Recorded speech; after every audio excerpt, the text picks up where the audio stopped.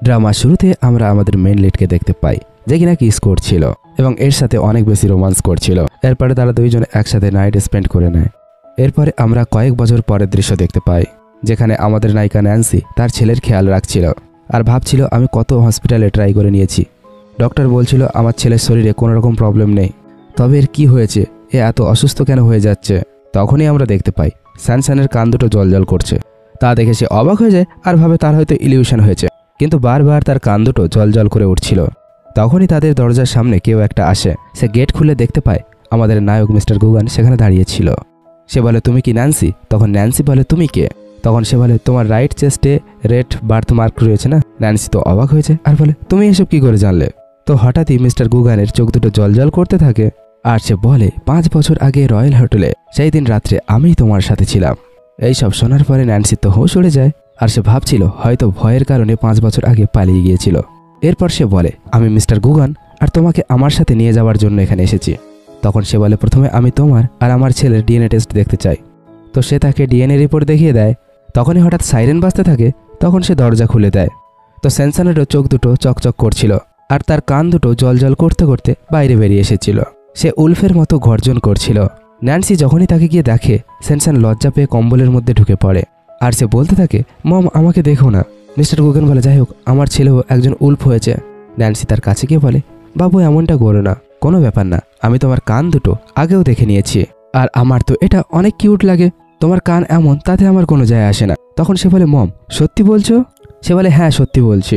এরপরে সে তার ছেলেকে ঘুম পাড়িয়ে দেয়। আসলে হয়েছিল কি, মিস্টার গুগানকে ইহয় এসে বলেছিল সেই মেয়েটাকে কোথাও খুঁজে পাওয়া যাচ্ছে না। তো সে কেউ রেগে যাচ্ছিল আর ভাবছিল মানুষেরা এমনি ধোঁকাবাজ হয়ে থাকে। এক নাইটের পরে সে আমাকে ছেড়ে চলে গিয়েছে। তো মিস্টার গুগান বলে আমি যদি আমার বিয়ার উল্ফ ছেলের কান্না না শুনতাম আমি তো জানতেও পারতাম না আমার ছেলে রয়েছে। সে খুব অবাক হয়ে যায় আর বলে তুমি একজন বিয়ার উল্ফ? তখন সে বলে কেন কি হয়েছে, তুমি কি ভয় পাচ্ছ? তো সে বলে আমার কোনো যায় আসে না তুমি বিয়ার উল্ফ হও আর কোনো ওয়াইল্ডম্যান হও, আমি শুধুমাত্র আমার ছেলেকে সুস্থ করতে চাই। তো সে বলে আমি জানি ওর কি হয়েছে, ওকে শুধুমাত্র আমিই বাঁচাতে পারবো। এরপরে সে টাচ করতে থাকে। তো সে হাত ধরে ফেলে। তখন সে বলে আমি এই ছেলের বাবা, এ হাফ মানুষ আর হাফ উল্ফ হয়েছে, তাই তো মানুষদের মেডিসিন এর ওপর কোনো কাজ করছে না, তাই তো তোমার আমার সাথে ন্যানফান গার্ডেনে যেতে হবে। এরপরে সে তার ছেলে স্যানসানকে কোলে তুলে তার সাথে যেতে থাকে। এরপর মিস্টার গুগন যখন এই গেট খোলে ভেতরে পুরো অন্ধকার দেখে সে তো খুব ভয় পেয়ে যায়। মিস্টার গুগন আওয়াজ করতেই অন্ধকারের মধ্যে থেকে তার অ্যাসিস্ট্যান্টের চোখ দুটো জলজল করে ওঠে, এমনকি তার সমস্ত চাকর বাকরও উল্ফ ছিল। এরপরে অ্যাসিস্ট্যান্ট বলে বস আপনি চলে এসেছেন। তো মিস্টার গুগন তাদেরকে ভেতরে নিয়ে আসে।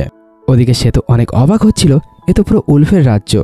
আর সে সেনসানকে দেখে ভাবছিল এই জন্যই আমি বুঝতে পারছিলাম না ডক্টর কেন সেনসানকে ঠিক করতে পারছিল না। আমার ছেলেও বিয়ার উল্ফ খানদানের একজন। মিস্টার গুগনের সাথে আমার কয়েক ঘন্টা আগেই তো পরিচয় হলো। জানি না সে আমার ছেলে সেনসানের জীবন বাঁচাতে চায় না সে আমার ছেলের জীবনটা চায়। মিস্টার গুগন সেখানে আসলে বলে তাড়াতাড়ি মেডিসিন দাও। তাড়াহুড়ো করতে গিয়ে সে তো পড়েই যাচ্ছিল। যেহেতু বিয়ার উল্ফ অনেক ফাস্ট হয়ে থাকে তাই সে জলদি জলদি সেখানে গিয়ে তাকে ধরে ফেলে। আর সে ভাবছিল শুধুমাত্র আমার পার্টনার আমার ক্লোজ আসতে পারে, কিন্তু এই মেয়েটা সেই দিন রাতে আমাকে ছেড়ে পালিয়ে গিয়েছিল। এরপরে সে খুব রেগে তাকে দূরে ঠেলে দেয় আর বলে আমার থেকে দূরে থাকার চেষ্টা করো, তোমরা মানুষেরা ধোঁকাবাজ হয়ে থাকো। সে মনে মনে ভাবছিল এ শুধুমাত্র আমার ছেলেকে বাঁচিয়ে দিক, এরপরে যত পারে আমাকে ঘৃণা করুক, তাতে আমার কোনো যায় আসবে না। এরপরে মিস্টার গুগান সেনসানকে একটা ঔষধ খাওয়াতে থাকে আর বলতে থাকে আমাদের বিয়ার উল্ফ রাজ্যে বডির গ্রোথের জন্য ওল্ড মাউন্টেন থেকে স্প্রিং ওয়াটার খাওয়া প্রয়োজনীয় আর একটা বোতল 6 মাস পর্যন্ত চলবে। এরপরে সে সেনসানকে একটু আদর করে সেখান থেকে চলে যাচ্ছিল আর বলছিল এর এখন ব্যথা যন্ত্রণা কমে যাবে। পরের দিন সকালে সে সেখানে এসে দেখে ন্যান্সি তার পাশে বসে বসেই সেখানে ঘুমিয়ে পড়েছে। তো সেখান থেকে সে ফিরে চলে যায়। তার অ্যাসিস্ট্যান্ট বলে বস আপনি তো মানুষদের অনেক বেশি ঘৃণা করেন, তবে আপনি ওই মানুষ মেয়েটাকে কেন নিয়ে এসেছেন? তো সে বলে একজন মেয়েটকে পাঠাও যে ওই মেয়েটাকে ভালোভাবে ওই বেডের উপরে শুইয়ে দেবে। তখন তার এক উল্ফ মেড উপরে চলে যায়। এরপরে সে গিয়ে ব্রেকফাস্ট করার জন্য বসে পড়ে। তো অ্যাসিস্ট্যান্ট জিজ্ঞাসা করে মাস্টার আপনি কি ওই মানুষ মেয়েটার সাথে বিয়ে করবেন? আমার তো আপনাকে দেখে অনেক জ্বলন হচ্ছে, যদি আমারও একজন মানুষ বউ হতো। তখন মিস্টার গুগান বলে ওই মেয়েটাকে তো আমি জীবনেও ভাও দেব না, আমাদের বাচ্চাটা এই জন্যই আছে যে সেই দিন আমার দ্বারা অ্যাক্সিডেন্ট হয়ে গিয়েছিল। তখন অ্যাসিস্ট্যান্ট বলে মাস্টার ওই একটা মেয়ের জন্য আপনি সারা জীবন একা থেকে যাবেন যে কিনা আপনাকে ছেড়ে চলে গিয়েছিল? মিস্টার গুগান বলে তাছাড়া কি, উল্ফদের সারা জীবনে একজনই পার্টনার হয়ে থাকে, তো আমার ভাগ্যে আমার একা থাকাই লেখা রয়েছে। এরপরে ঘুমোতে ঘুমোতে ন্যান্সির সামনের দিকে হাত আসে আর সে বুঝতে পারে তার ছেলে সেখান থেকে গায়েব হয়ে গিয়েছে। সে তো তাকে খুঁজতে শুরু করে দিয়েছিল, কিন্তু সেনসান তো বসে বসে ব্রেকফাস্ট করছিল। সে বলছিল, মম আমরা ঘরে কবে যাব? তখন সে বলে, যদি আমরা কিছুদিন পর্যন্ত এখানেই থাকি। তখন সে বলে, মম তবে কি তুমি ড্যাডের সাথে থাকতে চাইছো? তখন সে বলে, এখন তোমার বডিতে যন্ত্রণা হচ্ছে না তো? আর এমনিতেও আঙ্কেল আন্টি তোমার সাথে খুব ভালো ব্যবহার করছে, তাই না? এরপরে সে ভাবে, যেহেতু মিস্টার গুগান তার বায়োলজিক্যাল ড্যাডি, তবে আমার ছেলেকে এখানে রাখলেই সে সেফ থাকবে। মোটামুটি 6 মাস পর্যন্ত তো থাকা প্রয়োজন। মিস্টার গুগান তাদের বলে, তোমার যা কিছু জিনিসপত্র রয়েছে আমার অ্যাসিস্ট্যান্ট এখানে শিফট করে দেবে, আর যদি তুমি না করতে চাও তবে আমি তোমার হেল্প করতে পারি। সে বলে, তোমার সাহায্যের আমার কোনো প্রয়োজন নেই। তখন সেও মুখ ফুলিয়ে সেখান থেকে যেতে থাকে। আমি কোথায় এতটা বেকার রয়েছি? কিন্তু হঠাৎ সে ভাবে, আমার অ্যাসিস্ট্যান্ট তার জামাকাপড় টাচ করবে, তাকে জামাকাপড় প্যাকিং করতে সাহায্য করবে। তার জামাকাপড় টাচ করা মানে ইনডাইরেক্টলি তাকে টাচ করা। যদিও বিয়ারউলফ অনেক পজিটিভ হয়ে থাকে, জলসিত মিস্টার গুগানের রক্তে রয়েছে। এরপরে সে তার অ্যাসিস্ট্যান্টকে কল করে বলে, খবরদার তুমি যদি তার জামাকাপড়ে টাচ করো তো। এরপরে ন্যান্সি ব্রেকফাস্ট বানায় আর বলে, তুমি আমার হেল্প করেছো না, আসো তুমিও খাবার খেয়ে নাও। সে বলে, থ্যাংক ইউ। আর তখনই মিস্টার গুগান সেখানে চলে আসে। তখন সে তাকে জিজ্ঞাসা করে, তুমিও খাবে কি? তো সে ভাবে, এই তো সবে সবে এসছে আর এই হেনরির জন্য খাবার বানাচ্ছে। সে খুব জলস হচ্ছিল, তাই সে জেনে বুঝেই জিজ্ঞাসা করে, হেনরি তোমার বয়স কত? সে বলে, আমার এখন 21 বছর হয়ে গিয়েছে। তো সে বলে, 8 বছরের বিয়ারউলফ তাদের কান দুটোকে লুকিয়ে রাখতে শিখে যায়, আর তুমি এখনো পর্যন্ত তা শিখতে পারোনি। যাও তুমি মাউন্টেনে গিয়ে এই বিষয়ে স্টাডি করো। বেচারা হেনরি তাড়াতাড়ি তার কান দুটো লুকানোর চেষ্টা করে। ন্যান্সি আর স্যানসান তার দিকে তাকিয়েছিল। সে ভাবে, এদের মনে হয় আমাকে পছন্দ হয়নি। এরপরে খুব রেগে সেখান থেকে চলে যায়। ন্যান্সি হেনরিকে বলে, তুমি এসে খাবার খেয়ে নাও। তো সে খুশি খুশি বসে পড়ে। তাদের সবাইকে খাবার খেতে দেখে হি হাও অনেক রেগে যাচ্ছিল। সে ভাবে, মাস্টারের তো মানুষদের একটুও পছন্দ না, তবে একে ঘরে কেন নিয়ে এসেছে? মানুষরা তো ডিসগাস্টিং হয়ে থাকে। পরের দৃশ্যে গুগান সেনসানকে স্প্রিং ওয়াটার পান করাচ্ছিল। তখন ন্যান্সি বলে, বেবি এবার ড্যাডিকে থ্যাংক ইউ বলো। তখন সে বলে, থ্যাংক ইউ ড্যাডি। তখনই তার কান দুটো জল জল করে ওঠে। এরপরে সে তাকে আদর করে ঘুম পাড়াতে থাকে। ন্যান্সি বলে, কত কিউট। মিস্টার গুগান অবাক হয়ে বলে, কিউট?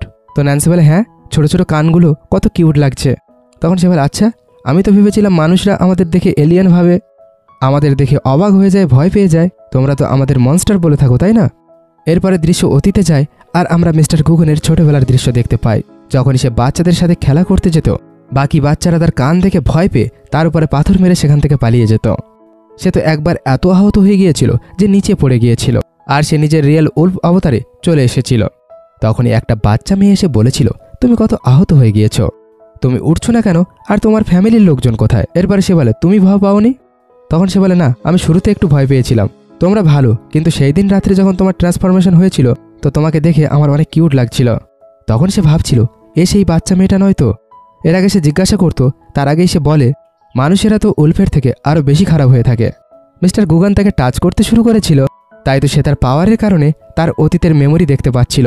যখন ন্যান্সি প্রেগনেন্ট ছিল তখন তার পরিবারের লোকেরা তাকে ঘর থেকে বের করে দিয়েছিল। ওল্ড লেডি তোমাকে রাখতে বলেছিল, এখন সে তো উপরে চলে গিয়েছে, এখন তুমি আর আমাদের ফ্যামিলি না। তোমার জঙ্গলি বাচ্চাকে নিয়ে এখান থেকে বের হও। এরপরে সেনসানকেও অনেক বাচ্চারা বুলি করত। তারা সবাই বলতো, এর তো কোনো বাবা নেই, আর এই একটা জঙ্গলি, এর সাথে আমরা খেলবো না। তো সে মনে মনে ভাবে, আমি ভাবিও নি এ এত কষ্ট সহ্য করেছে। এরপরে সে সবাইকে অর্ডার দিয়ে বলে, আজ থেকে ন্যান্সি আমাদের গেস্ট। সে যা রিকোয়েস্ট করবে আজ থেকে তার আশা সবাই যেভাবে হোক পূরণ করবে। হিয়াও বলে, ওই ফালতু মানুষ মেয়েটা তার বাচ্চার সাহারা নিয়ে তোমার দয়া নিচ্ছে, তুমি যেন ধোকা খেয়ে যেও না। মিস্টার গুগন অনেক রেগে যায় আর তার চোখ দুটো জল জল করে ওঠে। সে বলে, তোমার এত সাহস, তুমি আমার অর্ডার মানছো না? তখন সে বলে, সরি মাস্টার, আমি তো শুধুমাত্র তোমাকে এইটুকুই বলছিলাম, মানুষ মন থেকে খুব খারাপ হয়ে থাকে, পরে যেন তোমার কোনোভাবে মন না ভেঙে দেয়। তখন মিস্টার গুগন বলে, আমার মনে হয় না সে কোনো ট্রিক্স ব্যবহার করছে। যদিও মানুষেরা অন্যদের সাথে খারাপ ব্যবহার করে, কিন্তু তারা তাদের বাচ্চাদের সাথে আমাদের মতোই ব্যবহার করে। মায়ের ভালোবাসা দরকার, সেটা মানুষদের হোক বা উল্ফদের হোক, তোমাকে শুধুমাত্র তার সাথে ভালো ব্যবহার করতে হবে। হি হাও বলে, ঠিক আছে বস, তুমি ওকে এতটা প্রোটেক্ট করছো, তুমি কি ওকে পছন্দ করছো? সে বলে, না, আমি শুধুমাত্র ওর উপরে দয়া করছি। কিন্তু হি হাও তো খুব রেগেছিল, মাস্টার একটা মানুষ মেয়ের জন্য আমাকে বকলো। তখনই অনেক কটা উলফ সার্ভেন্ট অনেক কটা পলিথিন নিয়ে আসে, তার মধ্যে অনেক জামা কাপড় ছিল। স্যানসান বলে, মম, আজকে আমি নিজে নিজেই রেডি হব। সে বলে, ঠিক আছে, আমার বেবি বড় হয়ে গিয়েছে। এরপরে তারা দুজন মা ছেলে রেডি হয়ে নিচে আসে। এরপরে মিস্টার গুগন আসে। তখন সে বলে, গুড মর্নিং মিস্টার গু। তাকে দেখে তো মিস্টার গুগনের কিছু একটা হচ্ছিল, তাই তো সে সেখান থেকে উল্টো পালিয়ে যায়। হেনরি তো অবাক হয়ে যায়, বসের আবার কি হলো? এমনকি মিস্টার গুগনের তো কান দুটোও বেরিয়ে এসেছিল। আর সে ভাবছিল ওই মেয়েটার স্মাইলের কারণে আমি নিজেকে কন্ট্রোল করতে পারছি না। ওই মেয়েটা সকাল সকাল আমার উপরে ভালোবাসা কেন দেখাচ্ছিল। হেনরি বলে, জানি না মাস্টারের কি হয়ে গিয়েছে। ন্যান্সি বলে, হয়তো সে কিছু ভুলে গিয়েছে। আর সে মনে মনে ভাবছিল, সে কি আমাকে এতটাই ঘৃণা করে? এরপর থেকে আমাকে তার থেকে একটু দূরে থাকতে হবে। কিন্তু সেনসেন বলে, মমি, আমার মনে হয় আমি ড্যাডির কান দেখতে পেয়েছিলাম। সে বলে, কান দেখেছো? আমি তাকে ভুল বুঝলাম না তো? এরপরে তারা মা ছেলে যখন সেখান থেকে চলে যাচ্ছিল, হি হাউ কাউকে একটা কল করে। এরপরে সেনসেন মমি ড্যাডিকে বাই বলে স্কুলে চলে যায়। গুগন বলে, চলো আমি তোমাকে তোমার ফ্লাওয়ার শপে নিয়ে যাচ্ছি। এরপরে সে তাকে তার গাড়িতে বসিয়ে নেয়। এখন যখন আমরা দুইজন একসাথে আছি, এই মেয়েটা জেনে বুঝে না স্মাইল করে দেয়। তখনই হঠাৎ গাড়ি থামে আর সে উইন্ডো থেকে দেখে একটা ছেলে ফুল দিয়ে একটা মেয়েকে বিয়ের জন্য প্রপোজ করছে। তা দেখে সে হাসতে শুরু করে দেয়। তখন সে জিজ্ঞাসা করে, কি হয়েছে? তখন সে বলে, কিছুই না, এইসব কিছু নাটক করছে, এমন কোনো কিছু হয় না। সে বলে, না এমনটা হয়। তো সে এরপরে সেই দৃশ্য দেখতে থাকে। প্রমিস এসব কিছু ইউজলেস হয়ে থাকে। দেখো ওদের প্রপোজাল অ্যাকসেপ্ট হয়ে গিয়েছে। তখন সে বলে, কি যায় আসে, কিছুদিন পরে তো ওরা এমনিতেও আলাদা হয়ে যাবে। ন্যান্সি বলে, তুমি কিভাবে জানো? যেহেতু তুমি বিয়ার উলফ, তা তুমি কি আমাদের ভবিষ্যৎ দেখতে পাও? তখন সে বলে, তুমি নিজেকে জিজ্ঞাসা করো, তুমি তো সব জায়গায় ভালোবাসা দেখাতে থাকো। তখন সে বলে, আমি জানি তুমি মানুষদের পছন্দ করো না, তবে কি সব বিয়ার উলফ তোমার মতো অ্যারোগেন্ট হয়ে থাকে? তখন সে বলে, আমাদের বিয়ার উলফদের সারা জীবনে একজন মাত্র পার্টনার হয়ে থাকে। যদি আমরা একবার কাউকে অ্যাকসেপ্ট করে নিই, সারা জীবনের জন্য তার জন্যই লয়াল থাকি। তখন সে বলে, আমাদের মানুষদেরও একটাই ট্রু লাভ হয়ে থাকে, সঠিক মানুষ পেয়ে গেলে তাকে আমরা সারা জীবনই ভালোবেসে থাকি। তখন সে বলে, ঠিক আছে, তাই তো তুমি আমাকে গুড বাই না বলেই পালিয়ে গিয়েছিলে, কারণ আমি ভালো মানুষ ছিলাম না, সঠিক মানুষ ছিলাম না। ন্যান্সি বলে, এসব কি বলছো? সে কিছু বলতেই চলেছিল, তখন সে বলে, চুপ করো, আমি তোমার আর বাহানা শুনতে চাই না। এরপরে তার বডিগার্ড তাকে বাইরে বের করে। এরপরে সে কার ফাস্ট চালিয়ে সেখান থেকে চলে যায়। সে মনে মনে ভাবে, জরুরি কাজের জন্য আমাকে যেতে হয়েছিল, এমনিতেও আমরা আলাদা আলাদা দুনিয়ার, আমরা কখনোই এক হতে পারবো না, তাই তো তাকে বলেও বা কি হবে। এরপরে সে তার ফ্লাওয়ার শপে এসে দেখে সেখানে লোকেরা ভিড় লাগিয়ে রেখেছে, কারণ ভেতরে একটা লোক তার একটা মেয়ের কাছ থেকে টাকা চাইছিল। তুমি এতদিন ধরে ফ্লাওয়ার শপে কাজ করছো, আমাকে টাকা দাও। সে বলে, আমি ওই টাকাগুলো আমার ছেলের স্কুল ফিস দেওয়ার জন্য এক জায়গায় করেছি। তো সেখানেই সে খুব অশান্তি করতে শুরু করে। ন্যান্সি বলে, এ কি সেই লোকটা যে তোমাকে ডাইভোর্স দিচ্ছে না আর বাচ্চার জন্য হুমকি দিচ্ছে? এমপ্লয় হ্যাঁ বলে। তখন সে লোকটাকে বলে, তুমি আমাদের স্টোরের এমপ্লয় না যে আমি তোমাকে টাকা দেবো, এখান থেকে বের হও, না হলে কিন্তু আমি পুলিশ ডাকবো। তখন সে বলে, ঠিক আছে পুলিশ ডাকো, আমি ওর হাজব্যান্ড, তাই তো এই টাকাগুলো আমারই টাকা। এরপরে সে ফুলের টব নিয়ে নিচে ফেলতে শুরু করে। ন্যান্সি তাকে থামানোর চেষ্টা করে, কিন্তু সে থামছিল না। তত সময় একজন ম্যানেজার চলে আসে। ম্যানেজারের কাছে সে বিচার দিতে থাকে। তখন ম্যানেজার বলে, এখানে বড় বড় শপ রয়েছে, শপিং মল রয়েছে, তোমাদের এই ছোট দোকান এখানে খুলে রাখা যাবে না, এখনই নিজেদের জিনিসপত্র নিয়ে বের হও এখান থেকে। ন্যান্সি বলে, এইভাবে কিভাবে বের করতে পারো? আমাদের কন্ট্রাক্ট হয়েছে আর আমরা রেন্ট দিয়েছি। কিন্তু তবু তাদের কোনো কথা না শুনে তারা সেখানে ভাঙচুর করতে শুরু করে। এরপর ম্যানেজার যখন ন্যান্সিকে মারতেই চলেছিল, তখনই সেখানে মিস্টার গুগান চলে আসে। সে এত স্পিডে ছিল যে কিনা সে তার আসল রূপ বিয়ার উলফ লুকে চলে এসেছিল। এরপরে সে ম্যানেজারকে ধরে ফেলেছিল এবং রাগে তার চোখগুলোও জলজল করে উঠেছিল। এমনটা দেখার পরে ম্যানেজারের তো ভয় ফেটে যায়। এর কিছু সময় পরে তার চোখ জলজল করা বন্ধ হয়ে যায়। তো ম্যানেজার অবাক হয়ে ভাবে, একটু আগে আমি কি দেখলাম? এরপরে সে গিয়ে ন্যান্সির কেয়ার করছিল, আর ইহাও ওদিক থেকে দেখে মাস্টার এখানে চলে এসেছে, তাই সে সেখান থেকে পালিয়ে গিয়েছিল। ম্যানেজার বলছিল, তুমি কি জানো আমি আসলে কে? তখন মিস্টার গুগেন বলে, তুমি মনে হয় জানো না আসলে আমি কে। তখনই নিউজ চলে আর তারা দেখে সে কোনো সাধারণ মানুষ নয়, সে ছিল গু গ্রুপের প্রেসিডেন্ট আর এখানকার সবথেকে বড় বিজনেসম্যান। তখন ন্যান্সি ভাবে, আসলে সেই তাহলে আমার দোকানের আসল মালিক। ম্যানেজার বলে, মিস্টার গু, আমি তোর সাথে মজাক করছিলাম। কিন্তু সে হেনরিকে ইশারা করে। হেনরি সেই ম্যানেজারের কলার ধরে তাকে সেখান থেকে নিয়ে যায়। আর সেই এমপ্লয়ের হাজব্যান্ড তো ভয়ের চোটে সেখানে পড়ে গিয়েছিল। মিস্টার গু যখন খুব রেগে তার দিকে তাকিয়ে থাকে, তো সেই লোকটা সেখান থেকে দৌড়ে পালিয়ে যায়। এমপ্লয়ার ন্যান্সিকে সরি বলে, এইবার আমি সত্যি সত্যি ওর সাথে ডাইভোর্স করে নেব। মিস্টার গুগন বলে, তুমি এত মেহনত করো শুধুমাত্র টাকার জন্য? এরপরে সে এক এক করে তার সমস্ত ক্রেডিট কার্ড লাইনে রেখে দেয় আর বলে, এখন থেকে এই সমস্ত তোমার। তখন সে অবাক হয়ে যায়। এরপরে সে বলে, তুমি ভুল ভেবো না, এটা শুধুমাত্র এই জন্যে কারণ তুমি আমার ছেলের মা। তখন সে বলে, আমি কেন ভুল বুঝতে যাব? তখন সে বলে, তুমি তো ভুল ভাবছিলে, তাই তো বারবার আমাকে দেখে স্মাইল করছিলে, আমি তোমার উপরে শুধুমাত্র দয়া দেখাচ্ছি। তখন ন্যান্সি বলে, স্মাইল তো আমি শুধুমাত্র তোমার ভালো ব্যবহারের জন্য করছিলাম। তখন সে বলে, ভালো হবে তুমি যদি তোমার এই ভুল ধারণা ছেড়ে দাও, আমি তোমার মতো মানুষ মেয়ের প্রেমে কখনোই পড়বো না, তুমি যাই করো না কেন। সে তার খুব কাছাকাছি গিয়ে বলছিল, ন্যান্সি তাকে ঠেলে পেছনে করে দেয়। মিস্টার গুগান, তোমার উপরে আমার কোনো ইন্টারেস্ট নেই, তোমার যদি মনের মধ্যে এইসব চিন্তাভাবনা থাকে তখন তো আমি আর কিছুই করতে পারবো না। এরপরে সে নিজের পার্স উঠিয়ে বলে, আমার শুধুমাত্র মনে হচ্ছিল তুমি একটু হ্যান্ডসাম। এরপরে সে সেখান থেকে চলে যায়। ওদিকে তো হেনরির হুঁশ উড়ে গিয়েছিল। আজ পর্যন্ত মাস্টারের সাথে এমনভাবে কথা বলার কারো সাহস ছিল না। মিস্টার গুগন তার দিকে তাকালে সে তাড়াতাড়ি মুখ ঘুরিয়ে নেয় আর সে এমন ভাব করে সে যেন কিছুই শুনতে পায়নি। মিস্টার গুগন নিজেকে বোঝাতে থাকে, ঠিক আছে, সে তো সেনসানের মম। পরের দৃশ্যে একে অপরের থেকে মুখ ঘুরিয়ে দাঁড়িয়েছিল। পরের দৃশ্যে তারা দুইজন একে অপরের দিকে মুখ ঘুরিয়ে দাঁড়িয়েছিল। তারা সেনসানের স্কুলের থেকে বাইরে আসার অপেক্ষা করছিল। সেনসান বেরিয়ে এসে দৌড়ে তার মায়ের কাছে যায়। যদিও বেচারা মিস্টার গুগনও তার জন্য ওয়েট করছিল, কিন্তু সে তাকে ইগনোর করে দেয় আর তার মাকে হাক করে নেয়। আর সে বলে, মম ড্যাড, তোমরা আমাকে পিক আপ করতে এসেছো? মিস্টার গুগন ভাবছিল আমি একে নিতে এসেছি, তাই এ কত খুশি হয়েছে। আর সে বলে, আজ থেকে মম ড্যাড দুজনেই তোমাকে নিতে আসবে। এরপরে তার বডিগার্ড এসে তার কানে কানে কিছু একটা বলে। তখন সে বলে, হঠাৎ একটা ইম্পর্টেন্ট মিটিং এসে গেছে। সে বলে, ঠিক আছে ড্যাডি, তুমি গিয়ে তোমার কাজ করো, আমার চিন্তা করতে হবে না। এরপরে সে দুঃখী হয়ে সেখান থেকে চলে যাচ্ছিল। তখন সে বলে, ড্যাডি তোমার মম আর তোমাকে সাথে নিয়ে যাবে। এই কথা শুনে তো সে খুশিতে নাচতে শুরু করে দেয়। এরপরে সে তাদের দুজনকেও তার সাথে লাঞ্চ মিটিংয়ে নিয়ে এসেছিল। সেখানকার দুইজন ছেলে তাদেরকে ঘুরে ঘুরে দেখছিল। তারা ভাবছিল এও হয়তো উলফ হবে। এরপরে মিস্টার গুগন তার জন্য চেয়ারটা পেছনের দিকে টেনে দেয় আর সে চেয়ারে গিয়ে বসে। আর সেনসানকে সে তার নিজের কোলে বসিয়ে নেয় আর সবাইকে বলে, এ হলো আমার ছেলে। সবাই তাকে হ্যালো বলে। তারপরে সে বলে, এই হলো আমার ছেলের মা। এরপরে সেনসান গিয়ে অন্য একটা চেয়ারে বসে পড়ে। এরপরে তারা তিনজন ড্রিঙ্ক করতে শুরু করেছিল, কিন্তু মিস্টার গুগনের ফ্রেন্ড তখনও পর্যন্ত তাকে দেখছিল। তাই তো সে মনে মনে ভাবছিল হয়তো এদের আমাকে পছন্দ হয়নি। সেনসানের পেট ভরে গিয়েছিল, তাই তো সে তাকে নিয়ে চলে যাচ্ছিল। মিন বলে, তুমি একটু ভালো ব্যবহার করতে পারছিলে না?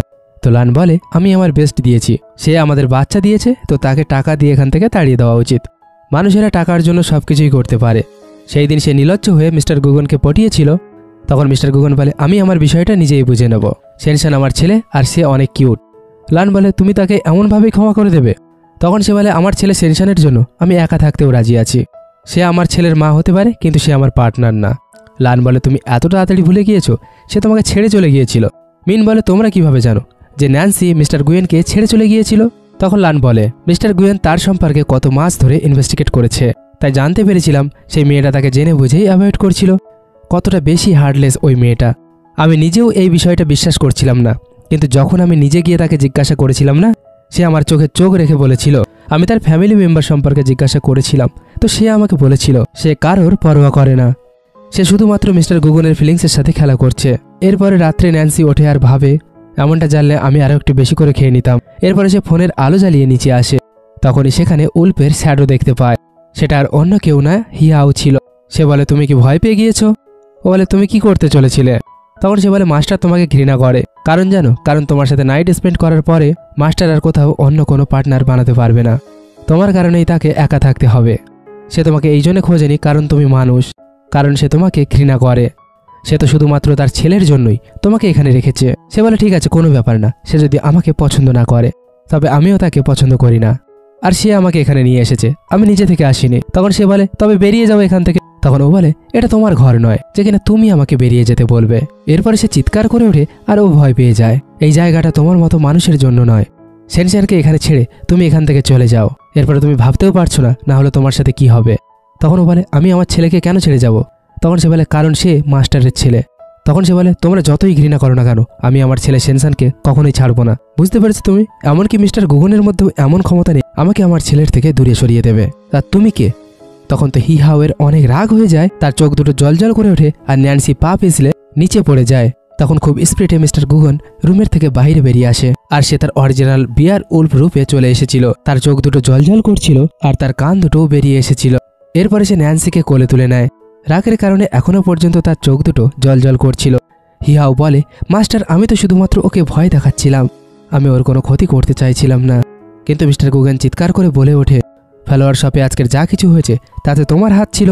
তোমার এত সাহস, তুমি আমার পেছনে এইসব করছো? তখন হিহাও নীল ডাউনে বসে ক্ষমা চাইতে থাকে। মিস্টার গুগেন কোলে তুলে ন্যান্সিকে সেখান থেকে নিয়ে চলে যায়। তাকে হসপিটালে নিয়ে গিয়েছিল। এরপরে যখন ন্যান্সির চোখ খোলে, তখন আমরা কিছু অতীতের দৃশ্য দেখতে পাই, যেখানে আমরা দেখি ন্যান্সির সাথে যখন মিস্টার গুগনের ওয়ান নাইট স্ট্যান্ড হয়ে গিয়েছিল, তখনই সে জানতে পেরেছিল তার গ্র্যান্ডমা মারা গিয়েছে। কিন্তু তার ফ্যামিলির লোকেরা তো তাকেও ঘর থেকে বের করে দিয়েছিল। আর সেখানেও হিহাও তার সাথে অনেক খারাপ ব্যবহার করছিল। সে ভাবছিল যতই খারাপ তার সাথে হোক না কেন, কেউই আমাকে আমার ছেলে সেনসানের থেকে আলাদা করতে পারবে না। এরপর যখন মিস্টার গুগন সেখানে আসে, সে জেনে বুঝেই তার চোখ দুটো বন্ধ করে নেয়। সে তাকে টাচ করতে শুরু করেছিল, তখন সে তার হাত সরিয়ে দেয় আর সে বলে, তুমিও তো আমাকে অনেক ঘৃণা করো, তাই না? সে বলে, সরি, আমি অতটা খেয়াল করিনি। এরপরে সে বলে, হিহাও যখন ছোট ছিল তাকে মানুষেরা কুকুরের মতো খাঁচার মধ্যে বন্দি করে রেখেছিল। তাকে অনেক বেশি বুলি করা হয়েছে, তবে আমি এটা ভাবিনি সে যে তোমার উপরে অ্যাটাক করে দেবে। তখন ও বলে, এর মানে এটাই সে যে সব মানুষকে ঘৃণা করবে, আমি তো তার কোনো ক্ষতি করিনি। তখন মিস্টার গুগন বলে ঠিক আছে, এরপর থেকে এমনটা আর কখনোই হবে না। সে বলে 6 মাস পরে আমি আমার ছেলেকে নিয়ে এখান থেকে চলে যাব, আমি সেনসানকে তোমাকে দেব না। তখন সে বলে কেউ তোমাকে তাড়িয়ে দিচ্ছে না, সমস্ত উল্ফ ফ্যামিলি তোমাকে একসেপ্ট করে নিয়েছে। সে বলে আমার নিজের ঘর রয়েছে আর আমি নিজের উপর ডিপেন্ড হতে চাই, আমি কারো উপর বোঝা হতে চাই না। আমি আমার ছেলের চিকিৎসা করার জন্য তাকে এখানে নিয়ে এসেছি, যখনই সে সুস্থ হয়ে যাবে আমি তাকে ঘরে ফিরিয়ে নিয়ে যাব। তোমাকে মাত্র 6 মাস আমাকে সহ্য করতে হবে। তখন সে ভাবে মনে করেছিলাম মানুষরা ছিচকাধুনি হয়ে থাকে, কিন্তু আমি যা ভেবেছিলাম এ তো তার থেকে অনেকটাই আলাদা। এরপরে সে যখন যাচ্ছিল তার হাত ধরে ফেলে। জানি না ইহা তোমাকে কি বলেছে, কিন্তু আমি এতটা বলে দিই, আমাদের উল্ফ রাজ্যে একজন মায়ের পজিশন অনেক উপরে হয়। সে নিজেদের বাচ্চাদের লালন পালন করে আর তার হাজব্যান্ডের জিনিসপত্র এনজয় করে। সে বলে আমি নিজের খেয়াল রাখতে পারি। তখন সে বলে যখন মানুষদের মন খারাপ হয়ে যায় তখন সে রাগ দেখাতে থাকে। তখনও বলে আমাদের মানুষদের দুনিয়াতে রাগ তার উপরেই করে যে অনেক কাছের মানুষ হয়ে থাকে, আর আমরা তো বলতে গেলেই চলে অপরিচিত। মিস্টার গুগন তো পুরো অবাক হয়ে যায়, আমরা অপরিচিত, আমাদের পরিচয় নেই, কার অপরিচিতদের সাথে বেবি থাকে। এরপরে সে ভাবে যখন সেনসান জানতে পারবে তার মম বিয়ার উল্ফের জন্য হার্ট হয়েছে তার তো অনেক খারাপ লাগবে। এরপরে তার কাছে ন্যান্সির কল আসে, আজকের আমি কিন্ডারগার্টেন আসতে পারবো না। সে বলে আমি সেখানে পৌঁছে গিয়েছি। তখন সে বলে সেনসানকে ফোন দাও। এরপর সে মম বলে ফোনটা নেয়। তখন সে বলে আজকের আমি স্কুলে আসতে পারবো না। তখন সে বলে কোনো ব্যাপার না মম, তুমি টায়ার্ড হয়ে গিয়েছো, তুমি রেস্ট করো। মিস্টার গুগন ভাবে এরা মা ছেলে কত কিউট কিউট কথা বলে, আমি এমন কি করব যাতে সে আমার ঘরে থেকে যাবে। সেনসান তার ফোন ফিরিয়ে দেয় আর তাকে বলে ড্যাডি তুমি কি ভাবছো? সে বলে কিছু না। এরপরে সে জিজ্ঞাসা করে মানুষেরা কেমন ধরনের লোক পছন্দ করে। তখন সে বলে হ্যান্ডসাম লোক পছন্দ করে, যাদের পার্সোনালিটি ভালো। ড্যাডি তুমি এমনটা চাইছো না তো যে মম তোমাকে পছন্দ করুক? তখন সে বলে না না তেমন কিছু না। তখন সে বলে ড্যাডি আমাকে সত্যি কথা বলো, কিন্তু তার তো কথা বন্ধ হয়ে গিয়েছিল। ওদিকে সে তার ফুলের দোকানে ফুল বিক্রি করছিল আর মিস্টার গুগন কার নিয়ে বাইরে দাঁড়িয়েছিল। যখন সে সামনের দিক থেকে আসছিল তখন সে সানগ্লাস পরে নিজে স্টাইল মারতে থাক। এরপরে সে খুব স্টাইল দিয়ে বাইরে বের হয়। এরপরে সানগ্লাসটা খুলে তাকে বলে গুড আফটারনুন। সে মনে মনে ভাবে আজকের এই উল্ফের কি হয়ে গেল। সে মনে মনে ভাবে সেনসান বলেছিল কি মানুষেরা হ্যান্ডসাম লোক ওদের পছন্দ করে, তাই তো সে আর বেশি বেশি স্টাইল মারতে শুরু করে। তার একটা আইব্রো উপরে ওঠাচ্ছিল আর ওদিকে সে বুঝতেই পারছিল না আসলে তার কি হয়ে গিয়েছে। সে মনে মনে ভাবে আজকের মনে হয় এর মুড ঠিক নেই, এর থেকে দূরে থাকা উচিত। তাই তো সে দৌড়ে গিয়ে অন্য সাইডে বসে পড়ে। এরপরে সে গাড়িতে বসে জিজ্ঞাসা করে তুমি ঠিক আছো? এরপরেও হ্যাঁ বলে দেয়। আর সে জিজ্ঞাসা করে তোমার বিজনেস কেমন চলছে? সে ভালো বলে মাথা নাড়ায়। এরপরে সে ইন্টারনেটে সার্চ করতে থাকে বিয়ার উল্ফের পার্সোনালিটি সম্পর্কে। বিয়ার উল্ফকে পজেস হয়ে যায়। এরপরে হ্যাঁতে উত্তর আসে। তখন সে ভাবে আচ্ছা তাই তো এইভাবে রিয়াক্ট করছে। সে যা কিছুই বলছিল চুপচাপ হ্যাঁ বলছিল। এরপরে মিস্টার গুগান সেনসানকে তার সাথে একটা পার্টিতে নিয়ে যায়। তখন তার ফ্রেন্ড বলে এ কতটা কিউট, ভালো হয়েছে তুমি সেই মেয়েটাকে নিয়ে আসোনি। মিস্টার গুগন বলে দ্বিতীয়বার আর এই কথাটা বলবে না। লান বলে হ্যাঁ বাচ্চাদের সামনে এমন কথা বলা উচিত না। কিন্তু হ্যানরি খুব রেগে লানকে ধরে নিয়ে চলে যায়। মিস্টার গুগান তো শক হয়ে যায়, আমার কি হয়ে গিয়েছে? ন্যান্সির সম্পর্কে উল্টোপাল্টা আমি কিছুই কেন শুনতে পারি না, আমার রাগ কেন হয়ে যায়। এরপর সেখানে সে হোয়াইট ফ্লাওয়ার দেখতে পায়। সে মনে মনে ভাবে সে তো ফুলের দোকান চালায়, কিন্তু আমি তার কাছে এই ফুলটা দেখিনি, আমি আজকে তাকে এই ফুলটা নিয়ে গিয়ে দেবো। আমার কি হয়ে গিয়েছে, আমি সবসময় কেন ওর কথা ভাবছি, আমি এতটা কাইন্ড হার্টেড কিভাবে হয়ে যাচ্ছি। এরপরে সে সেনসানকে বলে এটা হোয়াইট ফ্লাওয়ার, তুমি কি এটা নিতে চাও? তো সেনসান বলে এই ফুলটা আমার মম খুব পছন্দ করবে। এরপরে সে সেনসানকে কোলে করে রাত্রে নিয়ে আসছিল। তো ন্যান্সি এসে তার গায়ে হাত বোলাতে থাকে আর সে তাকে দেখছিল। তাকে জিজ্ঞাসা করে তুমি কিছু বলতে চাও? তো সে বলে গাড়ির মধ্যে কিছু ফুল রাখা আছে। সে বলে ফুল কে এনেছে তুমি? তো সে বলে না না আমি না, সেনসান নিয়ে এসেছে তোমার জন্য। তো সে ফুলটাকে দেখতে শুরু করে। সে স্মাইল করছিল, আমি এমন ফ্লাওয়ার আগে কখনো দেখিনি। তখন সে বলে এই ফুলটার নাম হলো স্নোফল। এরপরে সে স্মাইল করতে করতে সেনসানকে কিস করে দেয়। এই ফুলগুলোকে কি বরফের মধ্যে রাখা হয়? তখনই ভুলবশত তাদের দুইজনের আই কন্ট্যাক্ট হয়ে যায়। মিস্টার গুগনের তো নিঃশ্বাস বন্ধ হয়ে যাচ্ছিল আর সে সেনসানকে নিয়ে যেতে ভাবছিল আমার হার্টবিট এত ফাস্ট কেন হয়ে যাচ্ছে। পরের দিন তারা দুইজন সেনসানকে স্কুলে নিয়ে যায়। একজন লোক ন্যান্সিকে খারাপভাবে দেখছিল।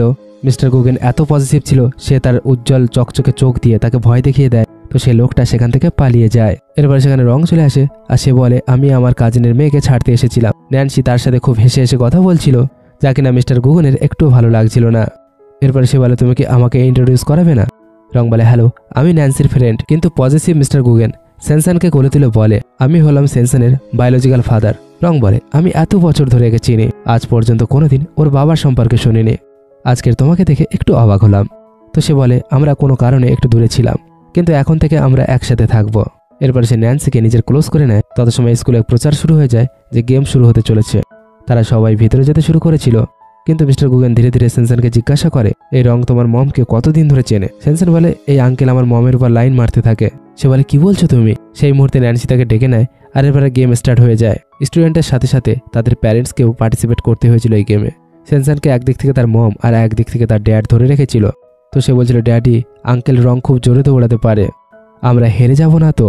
কিন্তু মিস্টার গুগেনের তো অনেক রাগ হচ্ছিল। আজ পর্যন্ত ওয়ার উল্ফের সাথে কেউ জিততে পারেনি। যখনই রেস শুরু হয়ে যায়, মিস্টার গুগেন তো ওয়ার উল্ফ ছিল, সে এত জোরে দৌড়ায় যে কেউ দেখতেই পাচ্ছিল না। বাকিরা তো দৌড়াতে শুরুই করেনি, আর তারা তো রেস জিতে গিয়েছিল। সমস্ত লোকেদের তো হোশ উড়ে যায়। সেনসান যেহেতু জিতে গিয়েছিল তাই সে আনন্দে নাচ করছিল। সে বলে, ড্যাডি তো অনেক ভালো। ন্যান্সি বলে, এইভাবে তো তুমি সবার সামনে এক্সপোজ হয়ে যাবে। তো সে বলে, চিন্তা করো না, আমি তো অনেক স্লো ছিলাম। তো সে বলে, এইটা তোমার স্লো, তুমি যদি ফুল স্পিডে চলে আসো তবে তো লোক দেখে ভয় টপকে যাবে। রং তাদেরকে কংগ্রাচুলেশন জানাতে আসে। সে তাদের দিকে হেসে দেখছিল, কিন্তু মিস্টার গুগন তাকে ধরে নিজের দিকে করে নেয়। ডিস্ট্রাক্ট হয়ে না, পরের গেম শুরু হতে চলেছে। সে ভাবে, এ কি তবে জলস হচ্ছে? এরপরে তারা গেম জিতে টয়েস নিয়ে যাচ্ছিল। আমার ভাইজি সেনসানের সাথে খেলতে চায়, তো আমি তোমাদের ট্রিট দিতে চাই, তত সময় বাচ্চারাও একসাথে খেলে নিতে পারবে। ন্যান্সি কিছু বলতো তার আগে মিস্টার গুগন বলে, আমার ছেলে টায়ার্ড হয়ে গিয়েছে, তাই আমাদেরকে রেস্ট করতে হবে। সেনসান বলে, হ্যাঁ আমরা টায়ার্ড হয়ে গেছি। তো ন্যান্সি পরে কোনো একদিন বলে দেয়। এরপরে তারা যখন ঘরে ফিরে আসে, তো সেনসানকে স্প্রিং ওয়াটার খাওয়াচ্ছিল, আর সে জামা কাপড়গুলো ভাঁজ করে রাখছিল। এ খেয়ে নিয়েছে, এখন তুমি গিয়ে রেস্ট করতে পারো। সে মনে মনে ভাবে, এই উল্ফের কি হয়েছে, কিছুদিন ধরে অদ্ভুত ব্যবহার করছে। তখনই তার কাছে রঙের এসএমএস আসে। তো রিপ্লাই করার জন্য সে বাইরে বেরিয়ে আসে। রং তাকে জিজ্ঞাসা করে, তুমি কি ওকে পছন্দ করো? সেভাবে রং আমাকে আগে প্রপোজ করেছিল, আমি তো রিজেক্ট করে দিয়েছিলাম। মনে হয় এ হার মানবে না, আমি যদি হ্যাঁ বলে দিই তবে এ হার মেনে নেবে, কিন্তু এইভাবে মিস্টার গুগনকে ব্যবহার করা ঠিক হবে না।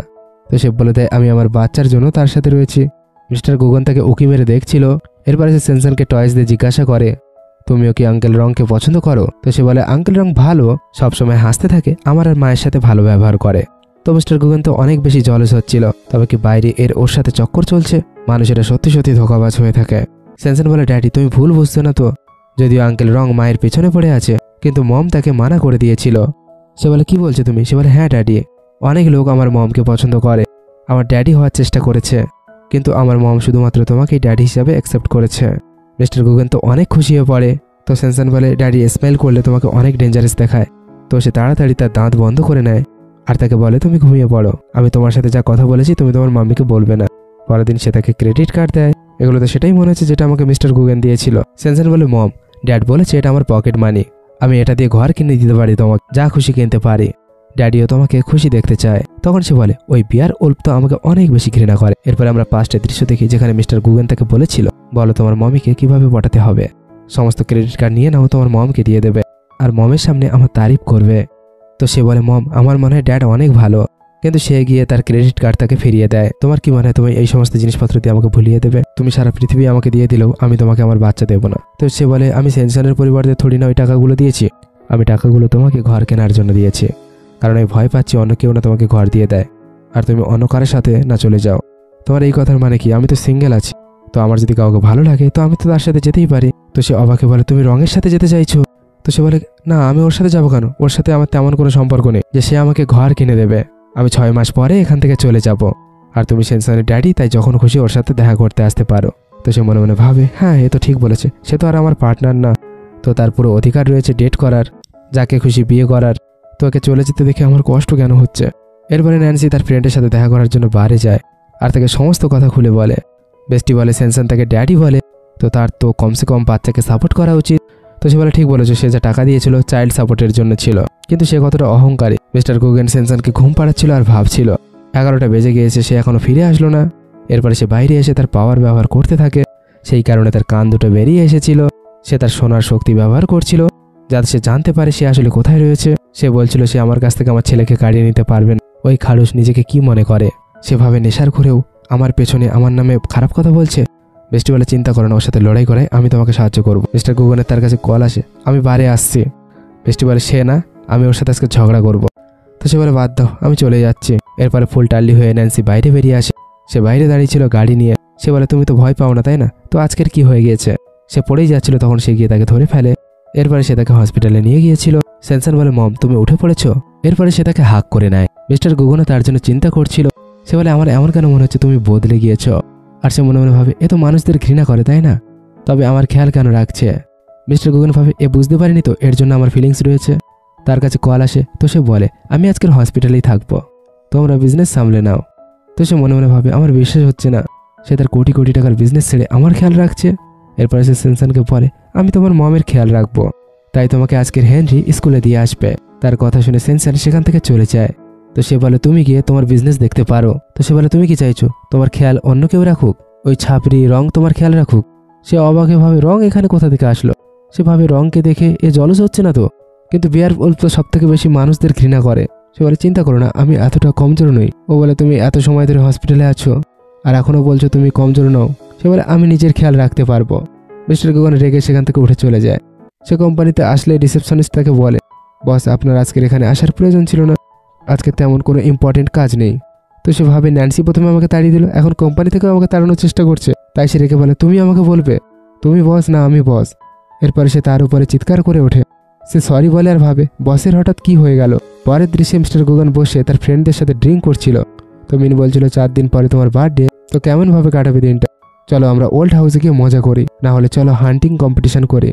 মিস্টার গুগন বলে সমুদ্রের কাছে তার ভয় লাগবে, আর হান্টিংয়েও কিভাবে যেতে পারি, ও যে অসুস্থ আছে, তো ওল্ড হাউসে খাওয়া দাওয়া করে নেবো ওখানে।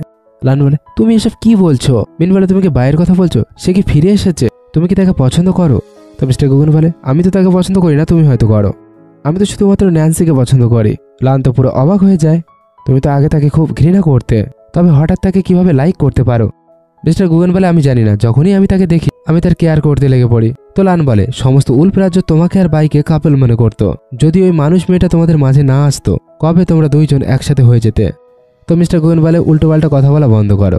লান বলে আমি কোনো ভুল কথা বলছি না, সমস্ত লোকেরাই এই কথা বলে। তো সে বলে আমার আর বাইয়ের মধ্যে কিছুই ছিল না, আমরা একে অপরকে শুধুমাত্র জানতাম, আমি চাই না ন্যান্সি আমাকে ভুল ভাবুক। লান বলে কিন্তু তুমি তো মানুষদের ঘৃণা করো তাই না, আর ওই মেয়েটা যে মানুষ।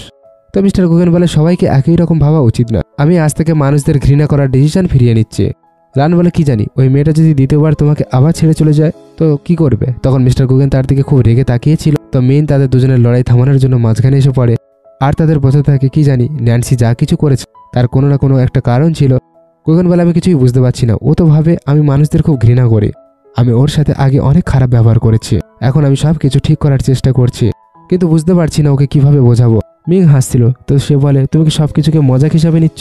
তো মিং বলে আমার কাছে মানুষদের একটা বই রয়েছে। এরপরে সে একটা রোমান্টিক নোভেল গুগনকে দিয়ে দেয়। তো সে বলে আমার এইসবের প্রয়োজন নেই, শুধুমাত্র ওই নমুনা রং আমাদের মাঝে না আসলেই হলো। ওদিকে রং হাঁচি করছিল, জানি না আমার পেছনে কে উল্টো পাল্টা কথা বলছে আমাকে নিয়ে। সে ন্যান্সিকে হসপিটালে ফেলোয়ার বুকে দিতে এসেছে। ন্যান্সি বলে থ্যাংক ইউ, এখন তুমি যেতে পারো। তো সে বলে তোমার এই লোকটার সাথে জোর করে থাকার কোনো প্রয়োজন নেই, আমার কাছে একটা ঘর আছে, তুমি চাইলে সেখানে থাকতে পারো। কিন্তু সে মানা করে দেয়, এত বছর ধরে আমি স্যানসনকে একাই লালন পালন করেছি, আর এরপরেও আমি তাই করে যাব। সে সেখান থেকে চলে যাচ্ছিল আর ভাবে আমি এত তাড়াতাড়ি হার মেনে নেব না। মিস্টার গাউগেন স্যানসনকে কোলে করে নিয়ে আসছিল, তখনই তাকে দেখতে পায় আর ভাবে এই নমুনা আবার একবার এখানে চলে এসেছে। স্যানসন বলে আঙ্কেল রং। তখন মিস্টার গুগন বলে ড্যাডিকে নিয়ে তোমার হচ্ছে না, ড্যাডি তোমাকে কোলে নিয়ে রেখেছে। তখন সে বলে হ্যাঁ ড্যাডি যথেষ্ট আমার জন্য। মিস্টার গুগন বলে তুমি দিন দুপুরে হসপিটালে ঘুরে বেড়াচ্ছ, তোমার কোনো কাজ বাজ নেই নাকি, তুমি কি একেবারে বেকার? রং বলে আমার বিজনেস অনেক ভালো চলছে, আমি সেনসনকে মিস করছিলাম তাই তো দেখা করতে এসেছি। সেনসন তুমি কি আমাকে মিস করছিলে? সেনসন কিছু বলতেই চলেছিল, কিন্তু তার ড্যাডিকে দেখে বলে বাস একটু একটু মিস করছিলাম। মিস্টার গুগন বলে তুমি আমার ছেলের খেয়াল রাখতে, তার জন্য ধন্যবাদ, ওসব অতীতের কথা ছিল, ভবিষ্যতে ওর জন্য চিন্তা করতে হবে না, আমি ন্যান্সি আর সেনসনের খেয়াল রাখবো। সেনসন আঙ্কেলকে বাই বলে দাও, আমরা তো তোমার মায়ের সাথে থাকবো তাই না? সেনসন বলে দেয় বাই আঙ্কেল। রংকে ধাক্কা মারতে মারতে তাকে নিয়ে যাচ্ছিল। সেনসন বলে ড্যাডি তুমি কি আঙ্কেল রংকে পছন্দ করো না? তুমি কি এখনো তাকে দেখে জলস হচ্ছ? সে বলে না তো। এরপর তাকে কোলের থেকে নিচে নামিয়ে সে বলে ড্যাডি তুমি মিথ্যা কথা বলছো। মিস্টার গুগন বলে এই কথাটা তুমি তোমার মমকে বলবে না, আমি হেনরিকে বলে দিয়েছি, সে তোমাকে টেস্টি খাবার এনে দেবে। এরপরে সে যখন সেনসনকে তার রুমে নিয়ে আসে সেখানে ফুলের বুকে দেখে তার তো পুরো জ্বলে ওঠে। সেনসন দৌড়ে তার মায়ের কাছে চলে গিয়েছিল। মিস্টার গুগন বলে এই গন্ধটা কেমন অদ্ভুত ধরনের। সে বলে তুমি অনেক সেন্সিটিভ তাই জন্য, না হলে লিলি ফ্লাওয়ারের তো অনেক ভালো গন্ধ বের হয়। সে ইন্টারনেটে সার্চ করে লিলি ফ্লাওয়ারের মানে হলো লাভ, একটু ফুলের জন্য আমি ওর থেকে হাঁটতে পারবো না। এরপরে সে বন্ধুর কাছে মেসেজ করে আমার সেই বইটা চাই। এরপরে সে বসে বসে সেই বইটা পড়ছিল। ওদিকে ও ভাবছিল এত সিরিয়াস হয়ে কি পড়ছে, এ কি আজকের কাজে যাবে না? মিস্টার গুগন হঠাৎ বলে আমি ওই ফ্লাওয়ার শপটা তোমার নামে করে দেবো, তোমার মনে হচ্ছে না যে এই রুমটা একটু খালি খালি লাগছে? এরপরে সে চুটকি বাজাতে অনেক বডিগার্ড ফুলের তোড়া নিয়ে চলে আসে, সম্পূর্ণ রুমটাকেই সে ফুলের তোড়া দিয়ে ভরে দিয়েছিল। ও বলে তুমি এটা কি করছো? তো সে বলে তুমি বোর হচ্ছিলে তাই না? এরপরে সে তার বডিগার্ডকে বলে সকাল থেকেই লিলি ফুলটা রাখা আছে, এটা খারাপ হয়ে গেছে, বাইরে ফেলে দাও। সে নিজের ফুলের তোড়াগুলো দিয়ে পুরো রুমটাকে ভরে দিয়েছিল, কিন্তু রঙের নিয়ে আসা একটা ফুলের তোড়াও বাইরে ফেলে দেয়। তো সে মনে মনে ভাবে এই উলফের কি হয়েছে, এত ফুলের তোড়া কিনে এনেছে অথচ হাঁচি করে চলেছে। এরপরে সে বলে তুমি জানালাটা কেন খুলে নিচ্ছ না? তো সে বলে না না আমি ঠিক আছি, আর সে হাঁচি করেই চলেছিল। এরপরে ও নিজেই জানালা খুলতে চলে যায়। সে তাকে থামানোর চেষ্টা করছিল, তোমার কিছুদিন আগে সার্জারি হয়েছে। তখনই সে সেখানে রাখা বইটা দেখতে পেয়েছিল, যেখানে লেখা ছিল মেয়েদের পটানোর 36টা উপায়। তো সে তাড়াতাড়ি বইটাকে লুকানোর চেষ্টা করতে থাকে আর বলে, আমি একটু বোর হচ্ছিলাম, তাই শুধুমাত্র এটাকে দেখছিলাম। তো ও মনে মনে ভাবে কোনো ফিমেল বিয়ার আছে হয়তো, তাকেও পছন্দ করে। রাত্রি সে বেডে সেনসানকে ঘুম পাড়াচ্ছিল। সে বলছিল ঘরে গিয়ে তুমি তোমার ড্যাডির সাথে ঘুমাও। তো সে বলছিল না না, আমি এখানেই থাকতে চাই। তো সে একটু গলায় করে বলে, আমি এখানেই থাকতে পারি। তো সে ঠিক আছে বলে দেয়। এরপর সে মনে মনে ভাবে, সে বইটা দেখে মনে বুঝতে পেরেছে আমি ওকে পটানোর চেষ্টা করছি। ও তো কোনো মাইন্ড করেনি, এর মানে কি ও রাজি আছে। রাত্রে এসে সে দেখে তার ছেলেকে সে গল্পের বই পড়ে শোনাচ্ছিল, কিন্তু সেনসান ঘুমিয়ে পড়েছিল। এরপরে সে ভাবে, এ তো আমার পার্টনার আর আমার ছেলে, তবে আমরাও তো একটা নর্মাল ফ্যামিলির মতো থাকতে পারি। সেই মুহূর্তে ন্যান্সি বলে, আমি তোমার সাথে কিছু কথা বলতে চাই। তখন সে ভাবে, এ কি আমাকে অ্যাকসেপ্ট করতে চলেছে। তো ন্যান্সি বলে, কংগ্রাচুলেশন, তুমি অন্য কাউকে পছন্দ করো, তুমি তার সাথে থাকতে পারো। আমি আর সেনসান তো 6 মাস পরে এখান থেকে চলে যাব, তাই তো তোমার ফিলিংসের উপর কোনো এফেক্ট পড়বে না, না আমরা তোমাকে কোনোদিন বিরক্ত করব। সে তাকে বোঝানোর চেষ্টা করে আমি আর অন্য কাউকে না, কিন্তু সে তো তার পুরো কথাটাই শোনে না, নিজের মতো করে বলতে থাকে, আমি তোমাদের সম্পর্কের মাঝখানে আসবো না, আমি জানি তুমি মানুষদের পছন্দ করো না। এরপরে হ্যান্ডশেক করার জন্য সে সামনের দিকে হাত এগিয়ে দেয়। ওদিকেও মনে মনে ভাবছিল আমি তোমাকে পছন্দ করি। এরপরে ভাবে, আমি যদি একে বলে দিই এ হয়তো আমাকে না বলে দেবে, তাই কোনো উপায় না থাকায় সে হ্যান্ডশেক করে নেয়। এরপরে সে স্যানসনকে কোলে তুলে নিয়ে যাচ্ছিল, কিন্তু অ্যাক্সিডেন্টলি সেখানেই পড়ে যায় আর তারা দুইজন অনেক কাছাকাছি চলে আসে। সে ভাবছিল এর থেকে তো সুন্দর গন্ধ আসছে, কিন্তু এ তো আমাকে পছন্দ করে না, তাই সে একটু পিছিয়ে যায়। সেনসান তো জেগেছিল, এরপরে কোলে করে নিয়ে অন্য একটা বেডে তাকে শুইয়ে দেয়। সকালবেলা সে সেনসানের সাথে শুয়েছিল। ওঠার পরে সে ন্যান্সিকে টাচ করতেই চলেছিল, তখন সে দেখে সেখানে কেউ একটা আসছে। তার প্রোটেক্টিভ মোড অন হয়ে যায় আর সে স্ট্রং হয়ে দাঁড়িয়ে থাকে। আসলে সেখানে একটা হোয়াইট উল্ফ এসেছিল, তাকে হ্যালো বলে আর বলে, কতদিন পরে তোমার সাথে দেখা হলো। সে বলে, তুমি বাই। সে বলে, হ্যাঁ, তুমি আমার স্মেল পাওনি। তখন আমাদের হিরো বলে, আমি যার তার স্মেল মনে রাখি না। বাই বলে, এত বছর হয়ে গেছে, তুমি তো আগের মতো সেই রকমই থেকে গিয়েছো। এরপর সে তাকে টাচ করছিল, তখন সে তার হাত সরিয়ে দেয়। তুমি এখানে কি করছো? তখন সে বলে, আমি শুনেছি আমার এক্সপিরিয়েন্সের জন্য সে একটা মানুষ মেয়ে পেয়ে গিয়েছে, তো আমি তাকে দেখার জন্য এসেছি। তো মিস্টার গুগন বলে, আমার তো মনে নেই আমাদের দুইজনের এঙ্গেজমেন্ট কবে হয়েছে। তো সে বলে, আমি মজা করছিলাম। ও আসলে এই হলো সেই মেয়েটা যে কিনা আমাদের বিয়ার উল্ফ লিডারের হার্টবিট বাড়িয়ে দিয়েছে। মিস্টার গুগন বলে, ওর থেকে দূরে থাকো। কিন্তু সে তো তাকে স্মেল করতে শুরু করে, এর থেকে তো ফুলের গন্ধ আসছে। খুব ভালো। মিস্টার গুগন তো তার দিকে খুব রেগে রেগে তাকাচ্ছিল। তো সে বলে, এমনভাবে কি দেখছো? আমি হলাম ফিমেল বিয়ার উল্ফ, তুমি কি ভয় পাচ্ছ আমি যদি তোমার ওয়াইফকে চুরি করে নেই? এরপরে সে স্যানসানের গন্ধ নিতে শুরু করে আর সে বলে, তোমার তো অলরেডি ছেলে আর ওয়াইফ আছে। তখন সে বলে, তোমার যদি কথা বলা হয়ে গিয়ে থাকে তো যাও এখান থেকে। সে বলে, এত বছর হয়ে গেছে, তবু এখনো পর্যন্ত তুমি আমার সাথে এত রুডভাবে কথা বলছো? কোনো ব্যাপার না, তুমি তো এমনিতেও বরফের টুকরো। এরপরে সে তাকে টাচ করতে যাচ্ছিল, কিন্তু সে পিছু হটে যায়। এরপরে সে বলে, কয়েকদিন পর্যন্ত আমি এই শহরেই থাকতে চলেছি, তোমার তো খুশি হওয়া উচিত, এইবার বার্থডেতে আমি এখানেই থাকবো। এরপর খুব স্পিডে সেখান থেকে চলে যায়। তার যাওয়ার সময় ন্যান্সি দেখে ফেলেছিল এবং ভাবছিল মনে হয় এটাই সেই ফিমেল বিয়ার উল্ফ যাকে মিস্টার গুগন পছন্দ করে। আর সে বলে, তাকে কতটা সুন্দর দেখতে। তো মিস্টার গুগন বলে, তোমার মতো অত সুন্দর না। তো সে বলে, ওটাই কি ভাই? তবে তো তোমার ওর সাথে যাওয়ার দরকার ছিল, সে এত দূর থেকে তোমার সাথে দেখা করতে এসেছে। তো সে বলে, আমার তাতে কি? মিস্টার গুগন তাকে দেখছিল আর ভাবছিল এর লিপস কতটা রেড। এরপরে সে তার স্মেল নিচ্ছিল। এরপরে ন্যান্সি বলে, এমন রুডভাবে কথা বলবে না, এমন রুডভাবে কথা বললে তুমি কোনো মেয়েকে পটাতে পারবে না। কিন্তু মিস্টার গুগনের মন তো অন্যদিকে ছিল, তাই যে তার কোনো কথাই সে শুনতে পাচ্ছিল না। সে তো শুধুমাত্র তার লিপস দেখে চলেছিল। সে নিজেকে কন্ট্রোল করতে পারে না এবং তার কাছে চলে আসে, তাকে ধরে আর তার ইয়ার্স দুটো বেরিয়ে আসে। এরপরে সে তাকে বেডে ফেলে কিস করতে শুরু করে দিয়েছিল। তো সে বলে, তুমি এটা কি করছো? সে অবাক হয়ে যায় আর বলে, সরি। এরপরে সে তার বেরিয়ে আসা কান দুটো ধরে সেখান থেকে পালিয়ে যায়। ন্যান্সি ভাবে, এর কি হয়ে গিয়েছে, এ আমাকে কিস করছিল, এ তো বাইকে পছন্দ করে, তাই না? এরপরে সে তাকে সরি বলে মেসেজ করে, আমি তোমাকে কালকে নিতে আসবো। সে বলে, কালকে তোর বার্থডে, তাই না? পরের দিন সে তাকে নিতে আসে, তখন সে বলে, হ্যাপি বার্থডে। তো সে ভাবে, এর আমার বার্থডে মনে আছে। এরপরে সে তাকে গিফট দেয়, এটা তোমার জন্য কম দামি মনে হলেও এটা আমার জন্য অনেক দামি। এরপরে সে যাওয়ার সময় সেনসানকে নিয়ে যাচ্ছিল, তখন সে গিফট বক্সটা খুলে দেখে, তার মধ্যে সেনসানের ছোটবেলার অনেক ফটো ছিল। এটা দেখার পরে সে খুব স্মাইল করছিল। সে ভাবে, এটা আমার জন্য এখনের পর্যন্ত সবথেকে দামি গিফট। আমি যদি ওদের সাথে থাকতাম তবে ওদের এত কষ্ট সহ্য করতে হতো না। এখন থেকে আমি আমার ওয়াইফ আর ছেলেকে কোনো কষ্ট পেতে দেব না। তারা দুইজন মা ছেলে পার্টিতে চলে এসেছিল। সমস্ত বিয়ার উল্ফ তাদের দিকে তাকিয়েছিল আর তারা সবাই বলছিল, তো অনেক সুন্দর একটা মানুষের মেয়ে, শুনেছি এই নাকি আমাদের হেডের ওয়াইফ হবে। অন্য একজন বলে, না না, আমাদের হেডের ওয়াইফ তো বাই হবে। ওদিকে মিস্টার গুগন একা একা বসেছিল, বাকিরা সবাই কথা বলছিল। মাস্টার প্রথমবার এত সাফসাফাই করিয়েছে, মনে হয় সে অ্যানাউন্স করতে চলেছে আসলে ওনার ওয়াইফকে।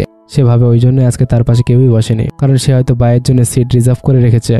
মিস্টার গুগন সিটটাকে ধরে রেখেছিল, কিন্তু সে অন্য সিটে গিয়ে বসতে শুরু করে। তখন সেভাবে ও আমার কাছে কেন বসছে না? ইনফ্যাক্ট সে তো হেনরির কাছে গিয়ে বসে পড়েছিল। সেনসান বলছিল, মম আমি অন্য বাচ্চাদের সাথে গিয়ে খেলা করি। তো সে তাকে খেলা করার জন্য পাঠিয়ে দেয়। হেনরি তাকে বলে, তোমার তো মাস্টারের কাছে বসা উচিত। তো সে বলে, কেন, আমি কি এখানে বসতে পারি না? ঠিক আছে, আমি অন্য কোনো জায়গা খুঁজে নিচ্ছি। বাচ্চাটা খেলতে খেলতে তার কাছে চলে আসে আর তার চোট লেগে যায়। বাচ্চাটা কান্না করতে থাকে আর বলে, আমি জেনে বুঝে করিনি। সে বলে, কোনো ব্যাপার না। তখনই মিস্টার গুগেন এসে তাকে কোলে তুলে নেয়। সে সবার সামনে থেকেই তাকে কোলে তুলে নিয়ে যাচ্ছিল। তো সে বলে, এটা তুমি কি করছো? সে বলে, আমি তোমাকে হসপিটালে নিয়ে যাচ্ছি। সে বলে, আমাকে নিচে নামাও, আমি ঠিক আছি। সবার সামনে আমাকে হাক করছো, বাই দেখলে কি ভাববে?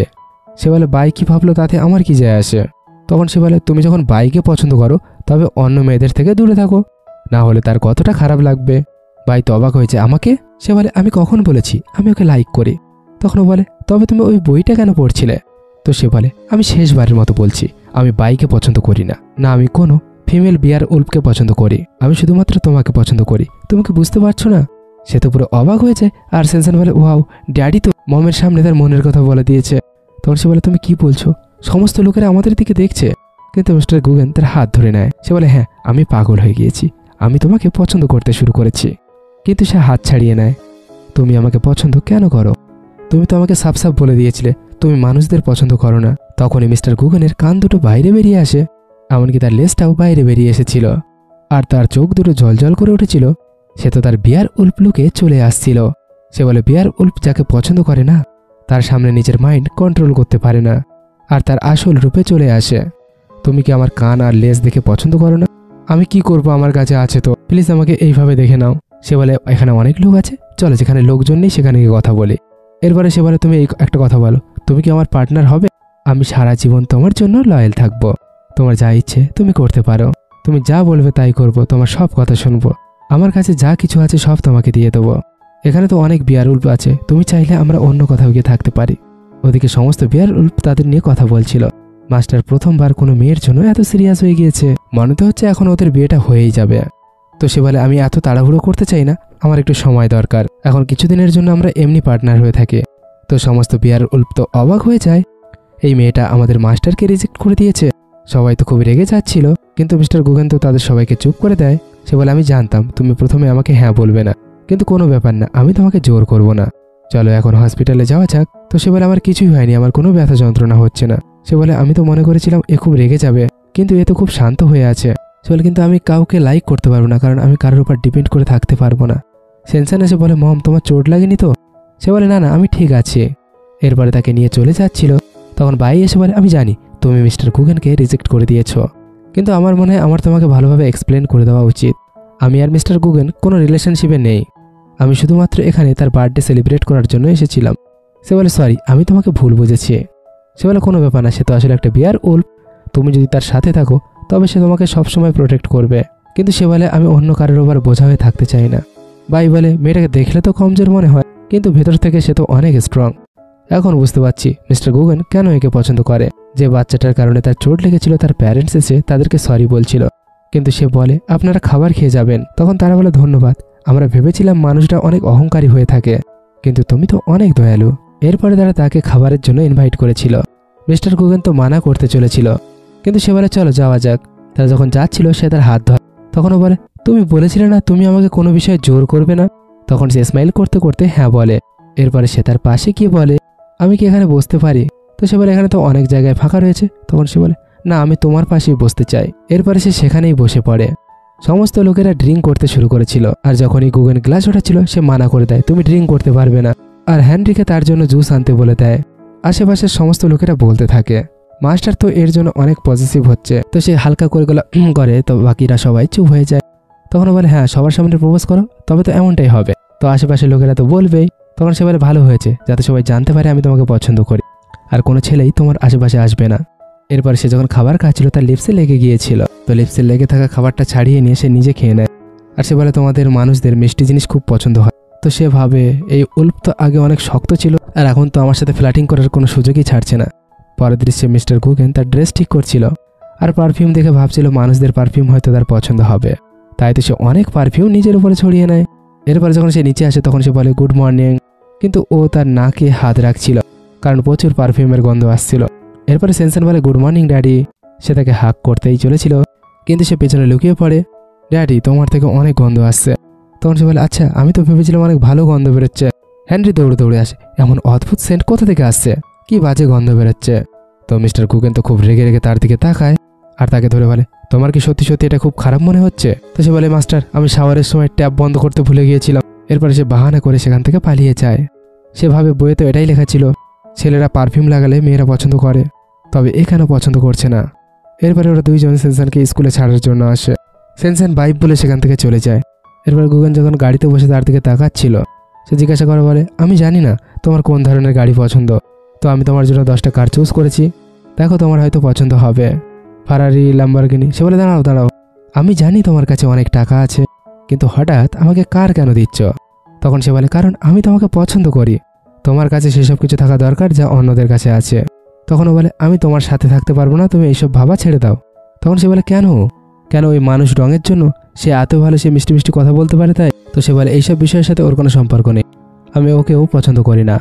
তো সে বলে, তুমি কি কাউকেই পছন্দ করো না? সে হ্যাঁ বলে। তখন সে একটু শান্তি পায়। এরপরে হঠাৎই ব্রেক লাগে, সে তো পড়েই যাচ্ছিল, তখনই সে ধরে ফেলে। মিস্টার গুগেন তার এতই কাছে ছিল, তাকে কিস করতে চলেছিল, কিন্তু সে ধাক্কা মেরে দেয়। তো সে বলে, সরি সরি, প্লিজ আমার উপর রাগ করো না, আমার একটু প্রবলেম আছে, তুমি এতটাই সুন্দর যে আমি কন্ট্রোল করতে পারি না। তো সে বলে, এরপরের থেকে নিজের উপর কন্ট্রোল রাখা শুরু করো।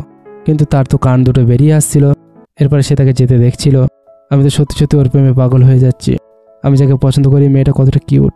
এরপরে তারা যখন ফিরে আসে, বাই তো সেখানে আগের থেকেই বসেছিল। এরপরে সে ন্যান্সির সাথে হ্যান্ডশেক করে। এরপরে বাই যখন তার ক্লোজ আসছিল, সে পেছনে সরে যাচ্ছিল। সে যখন আরও এগিয়ে যায়, তখন সে পেছনে গিয়ে বলে, তোমার যা বলার মুখে বলো, কিন্তু আমার থেকে দূরে থাকো। তো বাই বলে, আমি সেনসেনকে হাক করতে চাই, তোমার কাছে কে যেতে চাই, বুড়ো উল্ফ? তো সে বলে, আমার বার্থডে শেষ হয়ে গিয়েছে, তুমি এখানে কি করছো? এরপরে সে যখন সেনসেনকে নিজে নামায়, তো বাই বলে, এসে আমাকে হাক করো। কিন্তু সে তার মাকে জড়িয়ে ধরে বলে, মম বলেছে আমি যেন অপরিচিত কাউকে হাক না করি।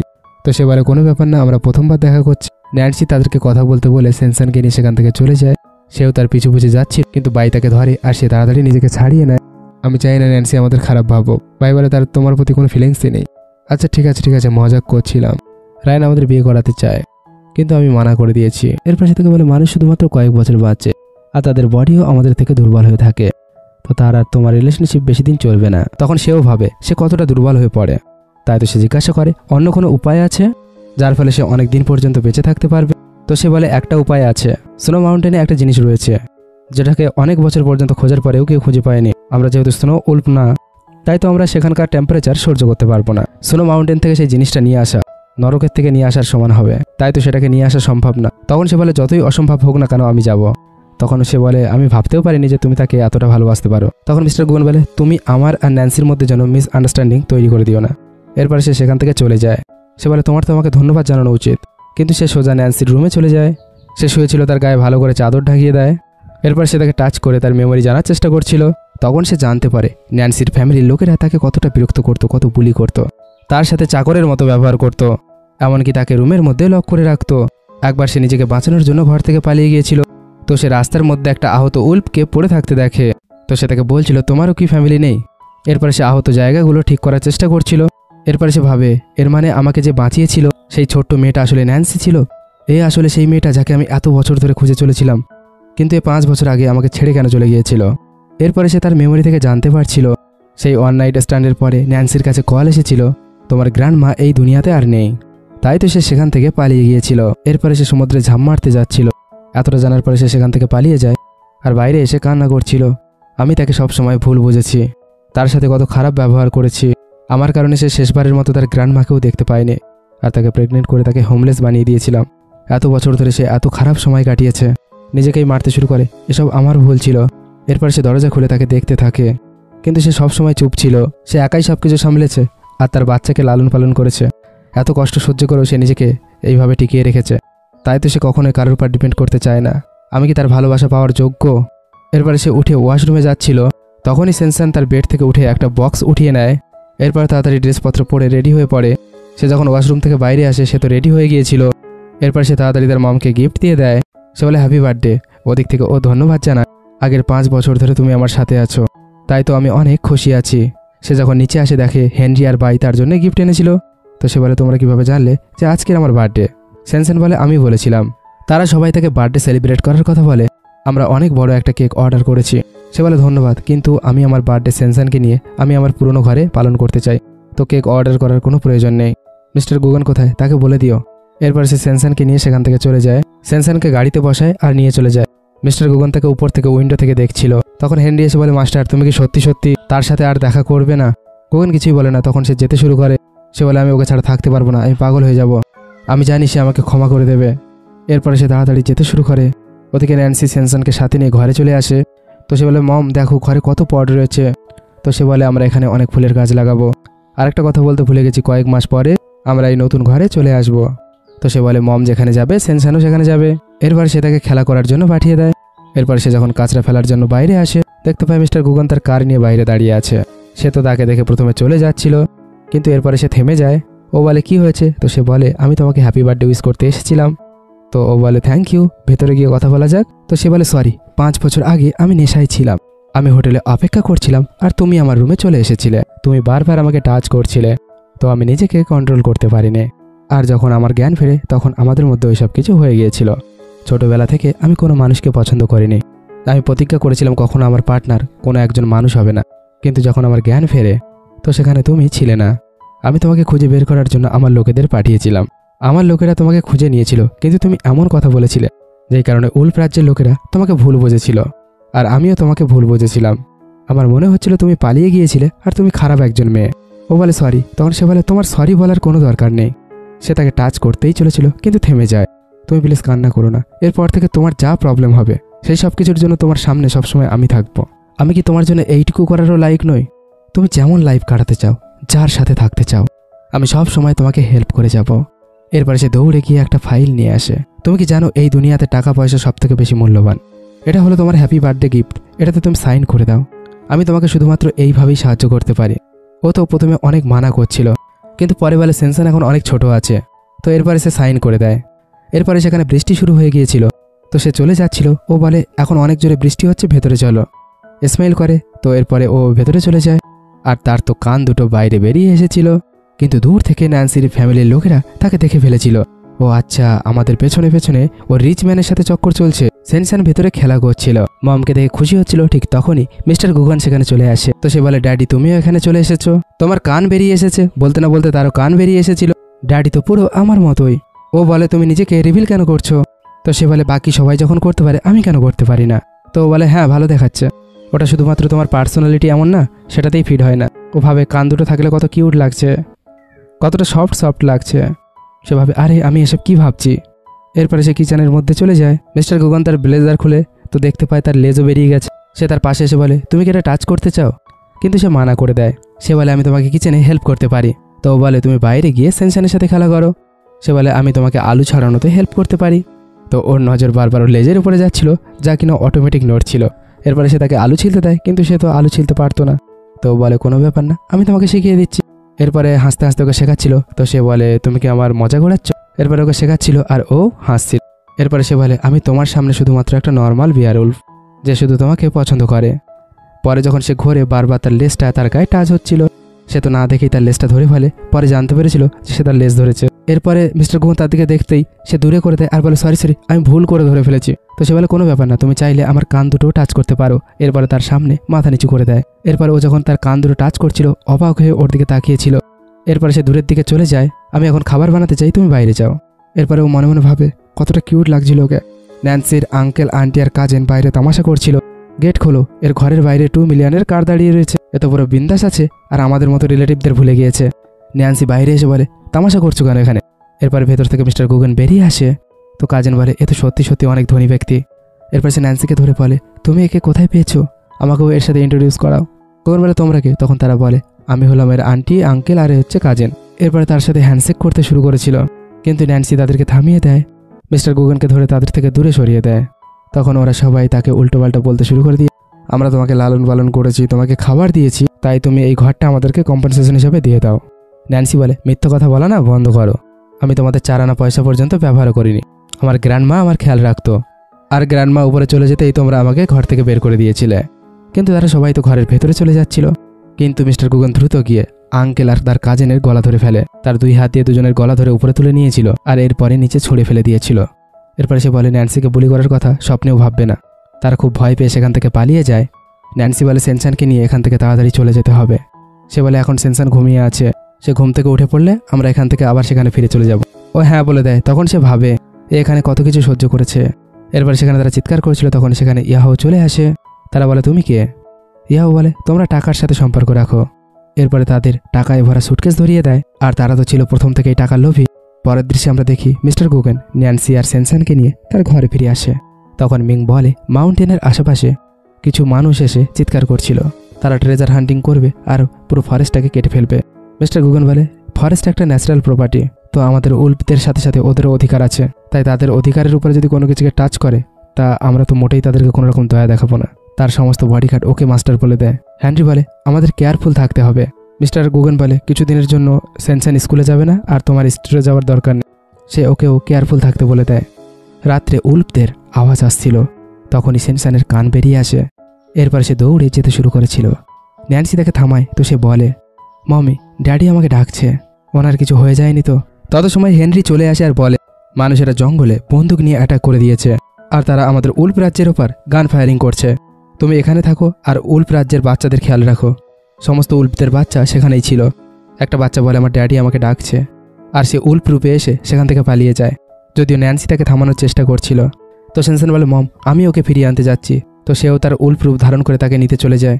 ন্যান্সি তাকে থামানোর চেষ্টা করছিল, তো হেনরি বলে আমি যাচ্ছি। তখনই মাস্ক পরা একজন তাদের 2 জনকে নিয়ে আসে। বাচ্চাগুলো পালিয়ে গিয়েছিল, ভালো হয়েছে আমি ধরে ফেলেছি।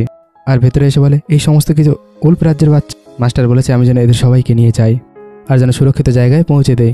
এরপরে সে সমস্ত বাচ্চাদের নিয়ে যেতে শুরু করেছিল, কিন্তু ন্যান্সির কিছু গড়বড় মনে হচ্ছিল, তাই সে বলে এদেরকে মিস্টার গুগন পাঠায়নি। তো বলো কে তোমরা? তখন সে ধাক্কা মেরে সেখান থেকে পালিয়ে যায়। হেনরি তাকে ধরার চেষ্টা করছিল, তখন সে বলে আমার পেছনে নয় ওদের পেছনে যাও। এরপরে তার পেছনে পেছনে দৌড়াতে থাকে, কিন্তু তারা উল্প রাজ্যের বাচ্চাদের কিডন্যাপ করে তার ভ্যানে নিয়ে চলে গিয়েছিল আর তাদেরকে মানুষদের কাছে নিয়ে চলে এসেছিল। তারা বলছিল এত কটা উল্প রাজ্যের বাচ্চা, আমাদের তো লটারি লেগে গিয়েছে। এরপরে আমরা জানতে পারি মাস্ক পরা লোকটা অন্য কেউ না, হি হাউ ছিল। সমস্ত উল্প বডিগার্ড হেনরির ওপর চিৎকার করছিল আমরা আমাদের বাচ্চা তোমার কাছে ছেড়ে গিয়েছিলাম আর তুমি এই কাজ করেছো। ন্যান্সি বলে ওর কোনো ভুল ছিল না, আমাদের যে কোনো প্রকারে উল্প বাচ্চাদের ফিরিয়ে আনতে হবে। তখন হি হাউ তাদের 3 জনকে ধরে নিয়ে আসে আর বলে এরা হান্টারের সাথে মিলিত ছিল যে আমাদের উল্প বাচ্চাদের নিয়ে গিয়েছে। দেখেছো তো মানুষেরা কেমন ধোঁকাবাজ হয়ে থাকে, আর এই সমস্ত কিছু ন্যান্সির কারণে হয়েছে, কারণ ওই মানুষেরা ওরই রিলেটিভ। হেনরি বলে কি বলছো তুমি? ন্যান্সি তো এই সম্পর্কে কিছুই জানে না। এরপরে হি হাউ যখন তাদের 3 জনের মুখ খুলে দেয়, তখন তারা বলে ন্যান্সি প্লিজ আমাদের বাঁচিয়ে নাও, আমরা যে তোমার ফ্যামিলি মেম্বার। তখন হি হাউ বলে দেখেছো এরা সবাই ওর রিলেটিভ, আর ন্যান্সি ছাড়া কেউই জানে না, কোনো মানুষই জানে না যে আমরা কোথায় থাকি। তবে নিশ্চয়ই তুমি ওদেরকে বলেছো যাতে তুমি আমাদের উল্প বাচ্চাদের বিক্রি করতে পারো। তো এইসব কথা শুনে অন্য উল্পদের খুব রাগ হয়ে যায়, তুমি তোমার নিজের স্বার্থের জন্য আমাদের বাচ্চাদের জীবন নিয়ে খেলা করছো, আমরা মনে করেছিলাম তুমি অন্য মানুষদের থেকে আলাদা। তো সে বলে আমি সত্যি বলছি আমি এদের সাথে কোনোভাবেই মিলিত নয়, কিন্তু সমস্ত উল্প তাকে ধরতে শুরু করেছিল। তো হেনরি তাদেরকে থামায়, এমনটা কখনোই করতে পারে না। ন্যান্সি বলে যে বাচ্চাদের নিয়ে যাওয়া হয়েছে আমি তার হাত ধরেছিলাম আর তার হাতে চোট লেগেছে, আর আমার নখের দাগ তার হাতে ছিল আর তোমারও হাতে আছে, তার মানে তুমি সেই কিডন্যাপার। হি হাউ তো ধরা পড়ে যাচ্ছিল, তাই সে খুব রেগে যায়, তাই সে ন্যান্সিকে উঠিয়ে সেখান থেকে খুব স্পিডে পালিয়ে যায়। ওদিকে মিস্টার গুগনকে তার উল্প বলে গান ফায়ার করা লোকেদের ধরে ফেলা হয়েছে, কিন্তু সে তার অনেক দূরের কথা শুনতে পাওয়ার শক্তি ব্যবহার করে জানতে পেরেছিল ন্যান্সি আর সেনসান বিপদে রয়েছে। এরপরে সে খুব স্পিডে যেতে শুরু করেছিল, তাই তো সে তার আসল রূপে চলে এসেছিল। ওদিকে হি হাউ তাকে ধরে জঙ্গলে নিয়ে এসেছিল, ছুরি দিয়ে বলে তুমি নিজেকে আঘাত করো, তবে তোমার বাচ্চা ন্যানফ্যান গার্ডেনে সুরক্ষিত থাকবে আর মাস্টারও তার নতুন লাভার খুঁজে নেবে। সে বলে সেনসান আমার ছেলে। তো সে তার গলা ধরে ফেলে আর সে বলে মাস্টারের গ্র্যান্ডপা একজন মানুষ ছিল, আর গ্র্যান্ডমাকে দেখলে তখনও 20 বছরের মনে হতো, কারণ মানুষেরা বেশি দিন বেঁচে থাকতে পারে না। তার গ্র্যান্ডপা 100 বছর বয়সে টপকে গিয়েছিল, তাই তুমি আর মাস্টার একই দুনিয়ার কখনোই হতে পারো না। এখন যখন তুমি কিছুই করছো না তখন আমাকেই করতে হবে। এরপরে সে ছুরি উঠিয়ে নেয় আর তাকে যখন মারতেই চলেছিল খুব স্পিডে মিস্টার গুগন সেখানে চলে আসে আর তার উপরে অ্যাটাক করে দেয় আর তার উপরে পাঞ্জা মারতে শুরু করেছিল। এরপরে ন্যান্সিকে সে কোলে তুলে নেয় আর হি হাউকে লাথি মেরে সেখান থেকে দাঁড়িয়ে দেয়। আমার পার্টনার কি হবে চুজ করার তুমি কে? সে বলে আমি নিঃশ্বাস নিতে পারছি না। তখন তাকে নিচে নামায়। সে বলে আমি একটু বেশি নার্ভাস হয়ে গেছিলাম, থ্যাংক গড তুমি ঠিক আছো। এরপরে যখন সে তার হাতে চোট দেখতে পায় সে ঝাড়তে শুরু করে দেয়। ও বলে তুমি এটা কি করছো? তো সে বলে তোমার ক্ষত জায়গাটা আমি ঠিক করছি। ন্যান্সি দেখতে পায় সত্যি সত্যি তার ক্ষত জায়গাটা ঠিক হয়ে গিয়েছে। সে তাকে সরি বলে, আমার জন্যই তুমি বিপদে পড়েছো। সে বলে কোনো ব্যাপার না। এরপরে ভাবে আমরা তো একই দুনিয়ার না, আমাদের তো সব কিছুই আলাদা। আমি যখন বুড়ি হয়ে যাব তখনও এ ইয়ং থাকবে, কি জানি হয়তো এর কোনো নতুন পার্টনার হবে। এরপরে মিস্টার গুগেন তাকে কোলে তুলে নিয়ে আসে, ঘরে এসে বলে তুমি এখন গিয়ে রেস্ট করো। ও বলে বাচ্চাদের কী হবে? তখন সে বলে বাচ্চাদেরকে হিহাও তোমার ফ্যামিলির লোকেদের সাথে মিলে ধরেছিল, সমস্ত বাচ্চাদের বাঁচিয়ে নেওয়া হয়েছে। বাইরে থেকে সেনসান আওয়াজ দেয় মম। তো সে দৌড়ে গিয়ে দরজা খোলে। ও বলে তোমার কোনো চোট লাগেনি তো? তো সে বলে না মম। তোমার কোনো চোট লাগেনি তো? তখন ও বলে আমার কোনো যন্ত্রণা হচ্ছে না, আমি ঠিক আছি। মিস্টার গুগেন বলে অনেক রাত হয়ে গিয়েছে, তোমরা এখন গিয়ে শুয়ে পড়ো। তো সে বলে ড্যাডি তুমি কোথায় শোবে? সে বলে আমার কিছু জরুরি কাজ আছে, আর সেখান থেকে চলে যাচ্ছিল। তখন ও বলে আমাকে কালকে সেনসানকে নিয়ে যেতে হবে, তো আমি তোমার সাথে লাঞ্চ করতে পারবো না। এরপরে ও ভেতর থেকে দরজা বন্ধ করে দেয়। সে ভাবে আমার তো মনে হচ্ছিল সে হয়তো আমাকে অ্যাকসেপ্ট করে নিচ্ছে, কিন্তু আমার মনে হয় এখনও আমাদের মধ্যে দূরত্ব রয়েছে। ওদিকে রিলেটিভ আর কাজিন তাদের প্রাণ ভিক্ষা চাইছিল, আমরা তো তোমাদের আত্মীয় তাই না? কিন্তু সে তাদেরকে ক্ষমা করে না। তোমরা ন্যান্সিকে অনেক কষ্ট দিয়েছ। পরের দিন সে যাচ্ছিল, তার সেই দৃশ্যটা মনে পড়ছিল যখন সে তার চোটে চেটে দিয়েছিল। সে গাড়িতে বসছিল, তখন সেনসান তাকে বলে রাত্রে ঘুমানোর সময় মম্মির ক্ষত জায়গায় যেন আঘাত করে দিও না। এরপরে তাকে চুপি চুপি জিজ্ঞাসা করে তুমি কি জানো তোমার মম কোথায় যাচ্ছে? ওই নমুনা রঙকে খুঁজতে যাচ্ছে না তো? তো সে হাসতে শুরু করে আর বলে ড্যাডি তুমি অনেক ফানি, আর তুমি আবার একবার জলস হচ্ছ। তো ড্যাড তো তার গাল ধরে টিপতে শুরু করে দিয়েছিল, তুমি আমার মজা গোড়াচ্ছ। তখন বাকি সমস্ত উল্প এসে ন্যান্সির কাছে ক্ষমা চাইতে শুরু করে। সে বলে কোনো ব্যাপার না, আমি বুঝতে পেরেছি তোমরা তোমাদের বাচ্চার চিন্তা করছিলে। এরপরে তারা বলে এই জন্য ভাবি যে মাস্টার তোমাকে এতটা পছন্দ কেন করে, তোমার কারণে আমাদের বাকি মানুষদেরও ভালো লাগতে শুরু করেছে। তুমি মাস্টারের সাথে সবসময় ভালো থাকবে, খুশি থাকবে, মাস্টার তোমাকে সবসময় প্রোটেক্ট করবে। সে বলে আমরা দুইজন কখনো একসাথে থাকতে পারবো না। তখন বলে কেন, এমনটা কেন বলছো? সে ভাবে কারণ তোমার মাস্টার 300 বছর বাঁচবে, আর আমি তো 100 বছরে বাঁচবো না। মিস্টার গুগন বলে তুমি কোথায় যাচ্ছ, আমি কি ছেড়ে আসবো? তো সে বলে না, কোনো প্রয়োজন নেই। তো মিস্টার গুগন বলে আমার তো ভয় করছে তুমি কোনো প্রবলেমে পড়ে যাবে না তো? তখন সে বলে ঠিক আছে, তবে আমাকে ফলোয়ার শপে ছেড়ে দাও। তো সে মনে মনে ভাবে তবে কি সেই নমুনাকে ফলোয়ার দিতে চাইছে? সেনসান বলে আমিও গ্র্যান্ডমাকে ফুল দিতে চাই। সে তো অবাক হয়, গ্র্যান্ডমা? সে বলে হ্যাঁ, আজকে তো আমার গ্র্যান্ডমার ডেথ অ্যানিভার্সারি, তো আমি তার কবরে যাচ্ছি। এরপরে বলে আমি ভেবেছিলাম তুমি সেই নমুনা, মানে আমি কি তোমাদের সাথে কবরে যেতে পারি? তো বলে ঠিক আছে। তখন সে তাড়াতাড়ি গিয়ে রেডি হয়ে আসে। গগন বলে আমাকে কেমন লাগছে? আমি প্রথমবার তোমার গ্র্যান্ডমার সাথে দেখা করতে যাচ্ছি, আশা করছি সে আমাকে পছন্দ করবে। এরপরে সে ওদের দুইজনের সাথে গ্র্যান্ডমার কবরে আসে। এরপরে সেখানে ফুলের তোড়া রেখে দেয়। সেনসান বলে গ্র্যান্ডমা আমি অনেক বড় হব আর মমকে প্রোটেক্ট করব। এরপরে ন্যান্সি বলে গ্র্যান্ডমা এই হলো সেনসানের বাবা। তো সে মাথা নিচু করে বলে সরি, আমার আসতে একটু লেট হয়ে গেল, থ্যাংক ইউ সেনসানকে লালন পালন করার জন্য। এরপরে সেখানে বৃষ্টি হতে শুরু করেছিল, ছাতা নেওয়ার জন্য সে সেখান থেকে যায়। তো ন্যান্সি বলে গ্র্যান্ডমা তুমি কোনো চিন্তা করো না, সে আমাদের খুব ভালো করে খেয়াল রাখে, আমার কাছে কোনো কিছুর কমি নেই, কিন্তু আমরা কোনোদিন একসাথে থাকতে পারবো না, কারণ সে যে উল্ফ রাজ্যের রাজা আর আমি কিনা একজন সাধারণ মেয়ে। এরপরে সে কান্না করতে থাকে, আমি তোমার হাতের খাবার খেতে চাই। সেনসান বলে আমি বানিয়ে দেবো। তখন বলে তুমি বানাতে পারো? তখন সে বলে হ্যাঁ, আমাকে মমি শিখিয়েছো না। গোগন থেকে দূর থেকে দেখছিল আর বলছিল আমি তোমাকে আমার কাছের থেকে কখনো দূরে যেতে দেবো না, এমনিতেও আমি একজন উল্ফ, আর উল্ফরা কখনো হার মানে না। এরপরে সে এসে তার মাথার উপর ছাতা ধরে আর বলে তুমি কি আর কিছু বলতে চাও? ও বলে না। তো ঠিক আছে, তবে গাড়ি থেকে বসো, আমি তোমার গ্র্যান্ডমার সাথে কিছু বলতে চাই। তো সে ছাতাটা নিয়ে আর সেনসানকে নিয়ে গাড়িতে চলে যায়। এরপরে সে গ্র্যান্ডমাকে বলে আমি ওকে লাইক করি, আমি সব সময় ওর জন্য লয়াল থাকবো, আর আমি ওকে কখনোই ছাড়বো না। এরপরে ওদের দুইজনকে ঘরে নিয়ে আসে। সেনসান ঘুমিয়ে পড়েছিল, তাই মেড এসে তাকে কোলে করে নিয়ে চলে যায়। সে বলে তোমার ড্রেস ভিজে গিয়েছে, যাও গিয়ে চেঞ্জ করে নাও। তো সে বলে কী হয়েছে, তুমি খুব তাড়াহুড়ো করছো যাওয়ার জন্য, আমার কাছে কি 1 মিনিটও থাকতে পারছো না? তখন ও বলে তুমি আমাদের কথা শুনেছো, তুমি এমনটা কিভাবে করতে পারো? তো সে বলে আমার শোনার শক্তি একটু বেশি, আমি নিজেও তা পছন্দ করি না। এরপরে ও বলে আমি তো আগেই বলে দিয়েছিলাম 6 মাস পরে আমি সেনসানকে নিয়ে এখান থেকে চলে যাব। তো সে বলে তোমার ন্যানফ্যান সিটিতে থাকার অভ্যাস নেই তাই না, তুমি যেখানে বলবে আমি তোমাকে সেখানে নিয়ে যাব। তো ও বলে আমি কোথাও যেতে চাই না, আমি শুধুমাত্র আমার নিজের ঘরে ফিরে যেতে চাই, আমি সেনসানকে বড় করেছি আর আমি ওকে কখনোই তোমাকে দেবো না। তো সে বলে আমি তোমাকেও চাই আর সেনসানকেও চাই। তো বলে তোমার কি মনে হয় আমি তোমাকে বিশ্বাস করব? তুমি প্রথম থেকেই ছেলেকে দরকার ছিল, তুমি কি মনে করেছো আমি কিছুই জানি না? তুমি এই সমস্ত উল্পদের লিডার আর তোমার পজিশন অনেক উপরে। তখন সে বলে আমি জানি আমি রাগের মাথায় অনেক কিছু বলে ফেলেছি, প্লিজ আমাকে ভুল বোঝো না, আমাকে ক্ষমা করে দাও। তখন ও বলে তুমি এই সমস্ত কিছু আমার জন্য এই কারণেই করেছো কারণ আমি তোমার ছেলের মা। তখন সে বলে এটা সত্যি না। তখন ও বলে তোমার কি মনে হয় আমি তোমাকে বিশ্বাস করব? আমাকে আজ পর্যন্ত কেউ পছন্দ করেনি। এরপর সে তাকে টাচ করছিল, তা ও হাত সরিয়ে দেয়। আমি তোমাকে ঘৃণা করি অনেক বেশি, কিন্তু সে তাকে ধরে কিস করতে শুরু করে দিয়েছিল। আর জোর করে কিস করছিল। সেই কারণে ওর কান দুটোও বাইরে বেরিয়ে এসেছিল, এমনকি তার লেজটাও বাইরে বেরিয়ে এসেছিল। সে বলে আমি মানছি আমার ছেলের জন্য প্রথমে আমি তোমার কাছে এসেছিলাম, কিন্তু এখন আমি তোমাকে সত্যি সত্যি পছন্দ করি আর শুধুমাত্র তোমাকেই লাইক করি। তো আমি চাই না তুমি আমাকে ছেড়ে চলে যাও, কারণ আমি শুধুমাত্র তোমার সাথে থাকতে চাই। আমি সত্যি সত্যি বলছি। এরপরে তার হাত ধরে ওর বুকের উপরে রেখে দেয়। অন্য কোনো ছেলে তোমাকে টাচ করলে আমি সহ্য করতে পারি না, আমার তো মনে হয় তাদের গলা কেটে দেই। আমি কি করব, আমি তো আসলে এমনটাই। তো বলো তুমি কি আমাকে পছন্দ করো? সে তো প্রথমে হ্যাঁ বলতেই চলেছিল, কিন্তু পরে হাতটা সরিয়ে নেয়। ও বলে আমি তোমাকে পছন্দ করি না। সে বলে এটা হতেই পারে না, যখন আমি তোমাকে কিস করেছিলাম তুমি আমাকে ধাক্কা মেরে সরিয়ে দাওনি। তুমি মেনে কেন নিচ্ছ না? তোমার মনে আমার জন্য ফিলিংস রয়েছে, মেনে নেওয়াটা কি এতটাই মুশকিল? তখন ও ওকে ধাক্কা মেরে বলে মানুষ শুধুমাত্র 100 বছর বাঁচতে পারে, আমি যখন এই দুনিয়া ছেড়ে চলে যাব তখনও তুমি এমন ইয়ং থাকবে। তখন সে বলে তুমি সব কিছু জানতে পেরেছো? ও বলে হ্যাঁ আমি সব কিছুই জানি। সব থেকে ভালো হবে আমরা যদি এটা শুরু না করি। তুমি একজন বিয়ার ওল্ফ আর সেনসানও একজন বিয়ার ওল্ফ। 70-80 বছর পরে আমি একজন ওল্ড লেডি হয়ে যাব, যে হসপিটালের বেডে পড়ে থাকবে, আর তুমি তখনও ইয়ং থাকবে। তখন সে বলে তুমি শুধুমাত্র এই কারণেই আমাকে রিজেক্ট করেছো, তো এই কারণে আমাকে তো ঘৃণা করো না। ও বলে আমি তোমাকে কিভাবে ঘৃণা করতে পারি? আমার তো শুধুমাত্র ভয় লাগছে, আমি কখনোই তোমার সাথে থাকতে পারবো না। সে বলে আমার কোনো যায় আসে না বলে তাকে কিস করতে শুরু করে দিয়েছিল। ও ওকে কিস করছিল। এরপরে তার কান ধরে বলে আমি তোমাকে এখনও হ্যাঁ বলিনি, এখন তোমাকে একটা পাপ্পির থেকেও কম কিছু লাগছে না। তখন সে বলে উল্ফ তো এক ধরনের পাপ্পি হয়ে থাকে, তুমি চাইলে আমি তোমার জন্য পাপ্পিও হতে পারি। ব্যথা লাগছে এমনটা বলে তার হাতটা নিয়ে বুকে রেখে দেয়। চলো আমার নাম রাখো, আমি তোমার পাপ্পি হই বা উল্ফ হই, যাই হই না কেন। ও বলে আমার একটু সময় চাই। সে বলে আমি তোমার থেকে কিছুতেই আলাদা হতে পারবো না।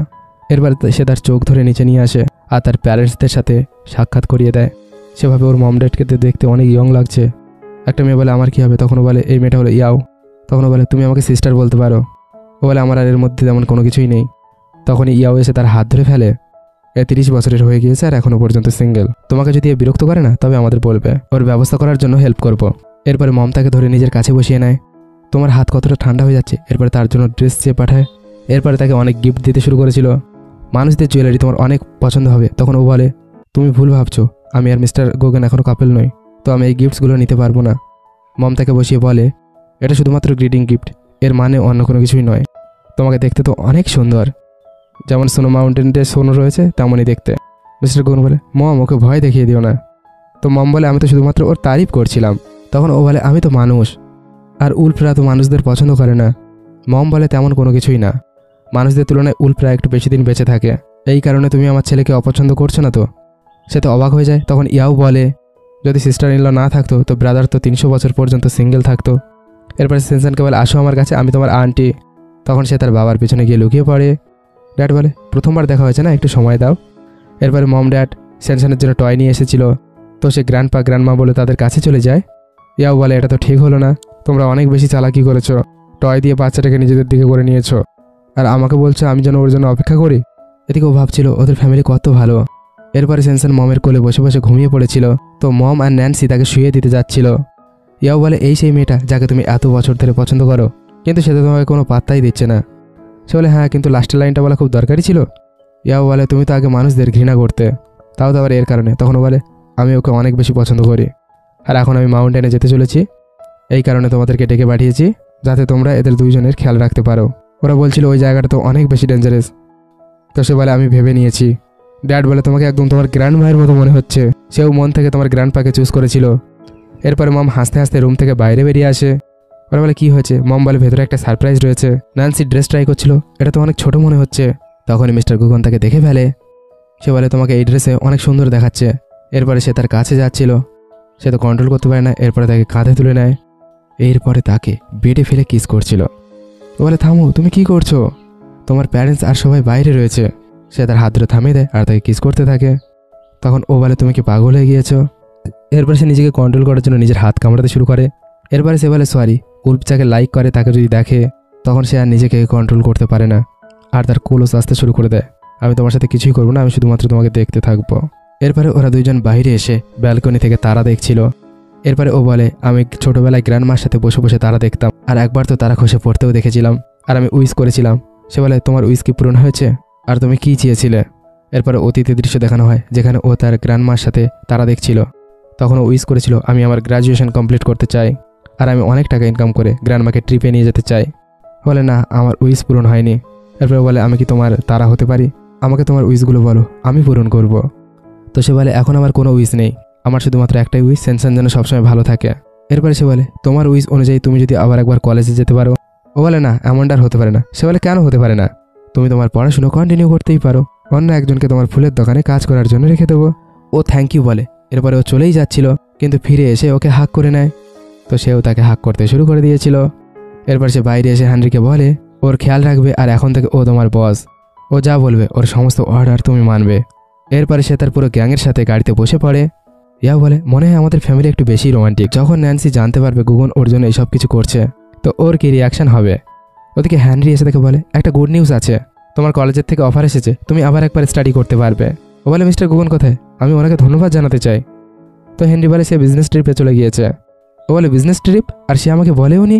হেনরি বলে এমার্জেন্সি ছিল, তোমার যা কিছু দরকার আমাকে অর্ডার করে দিও। এরপরে ন্যান্সি সেনসানকে বলে এবার থেকে তোমার মমও স্কুলে যেতে পারবে। তো সে বলে স্কুল যাওয়াতে এত ভালো কি রয়েছে, মম তুমি এত খুশি কেন হচ্ছ? তো সে বলে আমি তোমার গ্র্যান্ডমাকে প্রমিস করেছিলাম, তোমার গ্র্যান্ডমায়ের উইশ পূরণ করতে চাই আমি। তো সে ঠিক আছে বলে। এরপরে হেনরি বলে কলেজে নিয়ে যাওয়ার জন্য তোমার জন্য গাড়ি এসেছে। কিন্তু সে মিস্টার গুগনকে কল করতে থাকে, আমি নিজেই ওনাকে ধন্যবাদ জানাতে চাই।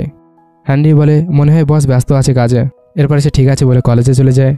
ওকে দেখার পরে ওর ক্লাসমেটরা খুশি হচ্ছিল, তবে ওর নিজেরও অনেক ভালো লাগছিল। আমার বিশ্বাস হচ্ছে না আমি আমার কলেজ লাইফে ফিরে এসেছি। এরপরে সে যখন কলেজ থেকে ফিরে আসে, সেনসানও তার স্কুল থেকে ফিরে এসেছিল। এরপরে ওরা দুইজন একসাথে খাবার খাচ্ছিল।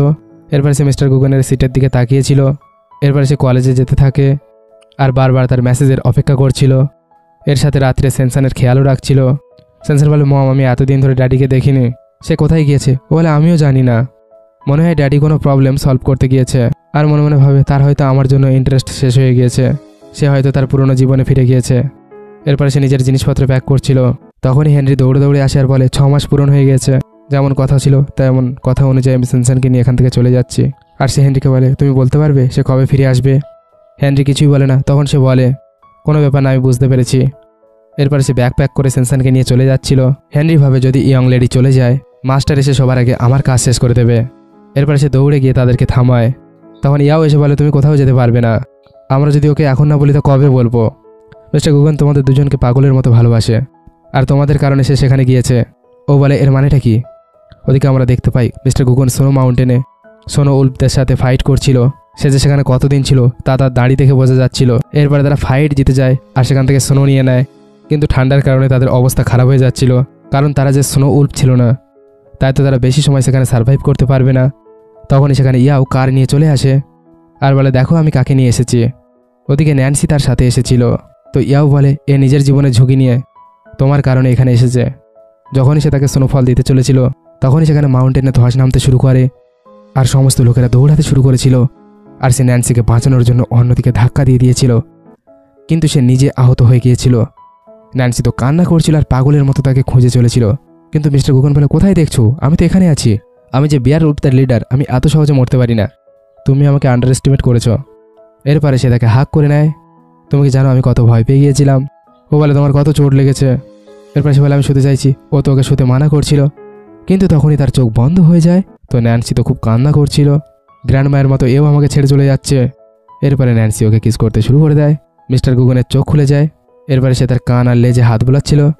ও বলে তোমার কান দুটো খুব সুন্দর। এরপরে সত্যি সত্যি গুগনের চোখ দুটো বন্ধ হয়ে যায়। তো সে কান্না করতে থাকে প্লিজ উঠে যাও, প্লিজ উঠে যাও, তুমি যদি উঠে যাও আমি তোমার সাথে থাকবো সারা জীবন।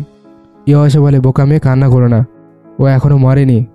তখন বাকি উল্ফরা বলে মাস্টার অনেকদিন পর্যন্ত ঘুমায়নি, তাই তো সে কষ্টে ঘুমিয়ে পড়েছে। ন্যান্সি ভাবে এ ঘুমোচ্ছে। এরপরে ন্যান্সি বলে আর এই রক্তগুলো? তখন বাকি উল্ফরা বলে এই রক্ত তো আমাদের শত্রুদের। তখন গিয়ে সে তার চোখ মুছে নেয়। এরপরে সে মিস্টার গুগনকে হসপিটালে নিয়ে গিয়েছিল। সেনসান দৌড়ে দৌড়ে আসে। ন্যান্সি বলে তোমারও তোমার ড্যাডির চিন্তা হচ্ছে?